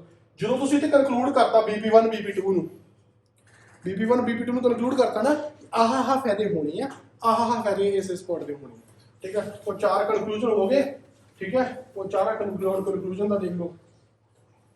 ਜੇ ਤੁਸੀਂ ਕਨਕਲੂਡ ਕਰਦੇ ਆ ਉਹਨਾਂ ਦਾ, ਜਿਵੇਂ ਆਪਾਂ ਰੀਫਰੇਸ ਕਰਦੇ ਆ ਇੰਟਰੋਡਕਸ਼ਨ ਦੇ ਵਿੱਚ, ਠੀਕ ਹੈ। BB1 ਦਾ ਕਨਕਲੂਜਨ, BB2 ਦਾ ਕਨਕਲੂਜਨ, ਉਹਨਾਂ ਨੂੰ ਰੀਰਾਈਟ ਕਰ ਦਿਓ। ਜਿਹੜੇ ਉਹ ਆਈਡੀਆਜ਼ ਆ, ਜਿਹੜੇ ਉਹ ਲੈਸਨਸ ਮਿਲਦੇ ਆ BB1 BB2 ਚੋਂ, ਚਾਹੇ 2 ਹੋਣ ਚਾਹੇ 4 ਹੋਣ, ਚਾਰੇ ਪੁਆਇੰਟਾਂ ਦੇ ਜਿਹੜੇ ਕਨਕਲੂਜਨ ਕੀਤੇ ਆ, ਚਾਰਿਆਂ ਨੂੰ ਐਂਡ ਤੇ ਕਨਕਲੂਡ ਕਰ ਦਿਓ 4 ਲਾਈਨਾਂ ਦੇ ਵਿੱਚ, ਤੇ ਕਹਿ ਦਿਓ ਆਈ ਐਗਰੀ ਔਰ ਆਈ ਡਿਸਐਗਰੀ, ਦੈਟਸ ਇਟ। ਕਿਸੇ ਨੂੰ ਨਾ ਸਮਝ ਲੱਗਿਆ ਹੋਵੇ ਇਹ ਕਨਸੈਪਟ ਦੱਸ ਦਿਓ, ਹੁਣੇ ਹੱਥ ਖੜੇ ਕਰ ਦਿਓ। Everyone understood the whole concept of completely agree and completely disagree, yes or no? ਸਾਰਿਆਂ ਨੂੰ ਸਮਝ ਲੱਗ ਗਿਆ? ਸਿੰਪਲ ਫਾਰਮੈਟ ਪਤਾ ਲੱਗ ਗਿਆ? ਕੋਈ ਡਾਊਟ ਤਾਂ ਨਹੀਂ ਅੱਜ ਤੋਂ ਬਾਅਦ? ਅੱਜ ਤੋਂ ਬਾਅਦ ਸਟਰਕਚਰ ਦੱਸਣ ਦੀ ਲੋੜ ਤਾਂ ਨਹੀਂ? ਅੱਜ ਤੋਂ ਬਾਅਦ ਇਹ ਸਮਝਾਉਣ ਦੀ ਲੋੜ ਤਾਂ ਨਹੀਂ ਕਿ ਕਿਵੇਂ ਕਰਨਾ? ਆਹੀ ਚੀਜ਼ ਆ ਕਿ ਸਿੰਪਲ ਜੀ ਗੱਲ ਆ, ਉਹਨੂੰ ਐਵੇਂ ਵੱਧ ਚੜਾ ਕੇ ਆਪਾਂ ਨੂੰ ਦੱਸਿਆ ਜਾ ਰਿਹਾ, ਆਪਾਂ ਨੂੰ ਪੜਾਇਆ ਜਾ ਰਿਹਾ। ਬਹੁਤ ਸਿੰਪਲ ਜੀ ਚੀਜ਼ ਆ। ਅੱਜ ਤੋਂ 15-20 ਦਿਨ ਬਾਅਦ ਮੈਂ ਮੰਨਦਾ ਕਿ ਜਿਸ ਹਿਸਾਬ ਨਾਲ ਆਪਾਂ ਇਹ ਚੀਜ਼ ਕਰ ਰਹੇ ਹਾਂ, ਜੇ ਤੁਹਾਡੇ ਕੋਲ ਇਹਦੇ ਨੋਟਸ ਹੈਗੇ ਆ, ਨੋਟਸ ਨੂੰ 15 ਮਿੰਟ ਪੜ੍ਹ ਕੇ ਤੁਸੀਂ ਸਾਰੀ ਕਲਾਸ ਅਟੈਂਡ ਕਰ ਸਕਦੇ ਕਿਸੇ ਹੋਰ ਕਲਾਸ ਜਾਂ ਨਵੇਂ ਬੱਚੇ ਦੀ, ਕਿਉਂਕਿ ਜੋ ਤੁਹਾਨੂੰ ਜਿਹੜੀ ਵੀ ਚੀਜ਼ ਕਰਾ ਰਹੇ ਆ structure wise, ideology wise, question ਨੂੰ ਰੀਡਿੰਗ ਵਾਈਜ਼, ਕਨਸੈਪਚੁਅਲ ਬੇਸਿਸ ਦੇ ਉੱਤੇ ਕਰਾ ਰਿਹਾ ਮੈਂ ਸਾਰੇ ਐਸੇਸ, ਕਿ ਤੁਹਾਨੂੰ ਕਨਸੈਪਟ ਕਲੀਅਰ ਹੋ ਜੇ ਇਹ ਕਰਨਾ ਕਿਵੇਂ ਆ, ਤੇ ਸਿੰਪਲ ਫਾਰਮੈਟ ਦੇ ਵਿੱਚ ਕਿੱਦਾਂ ਕਰਕੇ 6.5-7 ਬੈਂਡ ਦਾ ਟਾਰਗੇਟ ਕਰਨਾ। ਹੁਣ ਇਹੀ ਚੀਜ਼ ਜੇ ਆਪਾਂ ਬੈਂਡ ਸਕੋਰ ਇਨਕਰੀਜ਼ ਕਰਨੇ ਆ, ਸਿਰਫ ਕੁਝ ਨਹੀਂ ਕਰਨਾ, ਨਾ ਸਟਰਕਚਰ ਚੇਂਜ ਕਰਨਾ, ਨਾ ਆਈਡੀਆ ਚੇਂਜ ਕਰਨੇ ਆ, ਸੈਂਟੈਂਸਿਸ ਦੀ ਕੰਪਲੈਕਸਿਟੀ ਵਧਾ ਦੇਣੀ ਆ 7 ਤੋਂ 8 ਬੈਂਡਾਂ ਦੇ ਵਿੱਚ। ਜੇ 8 ਪਲੱਸ 8.5 ਦਾ ਟਾਰਗੇਟ ਆ, 9 ਦਾ ਟਾਰਗੇਟ ਲੈਣਾ, 9 ਆਉਂਦੇ ਨਹੀਂ ਜ਼ਿਆਦਾਤਰ ਬੱਚਿਆਂ ਦੇ, ਪਰ 8.5 ਦਾ ਟਾਰਗੇਟ ਲੈਣਾ, ਫਿਰ ਵੋਕੈਬਲਰੀ ਬਾਰੇ ਸੋਚਣਾ ਸ਼ੁਰੂ ਕਰਨਾ। ਉਹਨਾਂ ਟਾਈਮ ਵੋਕੈਬਲਰੀ ਨੂੰ ਮਾਰੋ ਗੋਲੀ, ਪਹਿਲਾਂ ਸੈਂਟੈਂਸਿਸ ਸਹੀ ਕਰੋ, ਉਹ ਜ਼ਿਆਦਾ ਜ਼ਰੂਰੀ ਆ ਵੋਕੈਬਲਰੀ ਨਾਲੋਂ। ਸਟਰਕਚਰ ਜਿਹੜਾ ਦੱਸਿਆ ਉਹ ਜ਼ਿਆਦਾ ਜ਼ਰੂਰੀ ਹੈ ਵੋਕੈਬਲਰੀ ਨਾਲੋਂ। ਕੁਐਸਚਨ ਨੂੰ ਸਮਝਣਾ ਵੋਕੈਬਲਰੀ ਨਾਲੋਂ ਜ਼ਿਆਦਾ ਜ਼ਰੂਰੀ ਆ। ਇਹ ਚੀਜ਼ਾਂ ਬਹੁਤ ਜ਼ਰੂਰੀ ਆ। 7-7.5 ਬੈਂਡ ਤੱਕ ਜੇ ਤੁਸੀਂ ਬਾਕੀ ਚੀਜ਼ਾਂ ਸਹੀ ਕਰ ਲਓ ਨਾ ਤਾਂ ਬਹੁਤ ਆ ਸਹੀ ਤਰੀਕੇ ਨਾਲ। ਗ੍ਰਾਮਰ, ਸਪੈਲਿੰਗ, ਹਰ ਚੀਜ਼ ਤੁਹਾਡੀ ਸਹੀ ਹੋਵੇ। ਵੋਕੈਬ ਦੇ ਪਿੱਛੇ ਨਾ ਜਾਓ। ਮੈਂ ਦੇਖਦਾ ਆਪਣੇ ਕੋਈ ਪੁਰਾਣੇ ਸਟੂਡੈਂਟਸ ਆ ਜਿਹੜੇ ਵੋਕੈਬ ਸਿਖਾਈ ਗਈ ਆ, ਉਹ ਵੋਕੈਬ ਨੂੰ ਘਸੋੜਨ ਦੀ ਗੱਲ ਕਰਕੇ ਤਾਂ ਸਾਰਾ ਸੈਂਟੈਂਸ ਵੀ ਗਲਤ ਕਰ ਰਹੇ ਆ, ਗ੍ਰਾਮਰ ਵੀ ਗਲਤ ਕਰ ਰਹੇ, ਤਾਂ ਵੋਕੈਬ ਦਾ ਵਰਡ ਵੀ ਦੀ ਸਪੈਲਿੰਗ ਸਹੀ ਨਹੀਂ ਲਿਖ ਰਹੇ। ਤਾਂ ਜਿੱਥੇ ਜਿੰਨਾ ਆਉਂਦਾ ਉਹਨੂੰ ਪਹਿਲਾਂ ਚੈੱਕ ਕਰੋ। ਵੋਕੈਬ ਜੇ ਤੁਹਾਡਾ ਲੈਵਲ ਇੱਥੋਂ ਤੱਕ ਗਿਆ, ਜਿਹੜੇ ਬੱਚੇ ਦਾ ਵੋਕੈਬ ਦਾ ਲੈਵਲ ਗਿਆ ਕਿ ਹਾਂ ਤੁਸੀਂ ਸੈਂਟੈਂਸ ਸਹੀ ਲਿਖਤੇ, ਵਧੀਆ ਥੋੜੇ ਜਿਹੇ ਕੰਪਲੈਕਸ ਕਰਤੇ, ਸਟਰਕਚਰ ਸਹੀ ਰੱਖਿਆ, ਆਈਡੀਆ ਸਹੀ ਰੱਖਿਆ, ਜਿਹਦਾ ਵੀ ਟੈਸਟ ਮੈਨੂੰ ਲੱਗਿਆ ਉਹਨੂੰ ਵੋਕੈਬ ਪਰਸਨਲੀ ਮੈਂ ਸਿਖਾਉਂਗਾ ਕਿ ਆਹ ਸਿੱਖਣਾ ਤੇਰੇ 2 ਬੈਂਡ ਹੋਰ ਵੱਧ ਜਾਣਗੇ। ਸਮਝ ਗਏ ਕਿ ਨਹੀਂ ਸਮਝ ਗਏ? ਐਵਰੀਵਨ ਇਟ ਇਜ਼ ਕਲੀਅਰ ਔਰ ਨਾਟ ਕਲੀਅਰ? ਸਾਰਿਆਂ ਨੂੰ ਸਮਝ ਆ ਗਈ? ਹੁਣ ਚਾਹੇ ਬੱਚਾ YouTube ਤੇ, ਚਾਹੇ ਤੁਸੀਂ ਇੱਥੇ 1 ਘੰਟਾ ਲਾ ਕੇ 1 ਘੰਟਾ ਦਿੰਦਾ ਤੁਹਾਨੂੰ ਮੈਂ, ਫਿਰ 40 ਮਿੰਟ ਹੁੰਦੇ ਆ। ਜਿਹੜੇ ਬੱਚਿਆਂ ਦੇ ਐਗਜ਼ਾਮ ਵਾਲੇ ਹਜੇ ਵੀ ਬੈਠੇ ਵਿੱਚ 40 ਮਿੰਟਾਂ ਦੇ ਵਿੱਚ ਹੀ ਕਰਿਓ, ਜਿਨ੍ਹਾਂ ਨੇ ਛੇਤੀ ਐਗਜ਼ਾਮ ਦੇਣਾ। ਬਾਕੀ ਬੱਚੇ 1 ਘੰਟਾ ਲੈ ਕੇ ਆਰਾਮ ਨਾਲ ਇਸ ਐਸੇ ਨੂੰ ਕਰੋ ਤੇ ਆਪਣੀ ਕਾਪੀ ਸਬਮਿਟ ਕਰਾਓ, ਫਿਰ ਉਹ ਚੈੱਕ ਕਰਾਂਗੇ। ਠੀਕ ਹੈ, ਯੂਰ ਟਾਈਮ ਸਟਾਰਟਸ ਨਾਓ। ਫਿਰ 1 ਘੰਟੇ ਤੋਂ ਬਾਅਦ 5 ਮਿੰਟ ਦੀ ਬ੍ਰੇਕ ਆਪਾਂ ਲਵਾਂਗੇ, ਫਿਰ ਰੀਡਿੰਗ ਸਟਾਰਟ ਕਰਾਂਗੇ।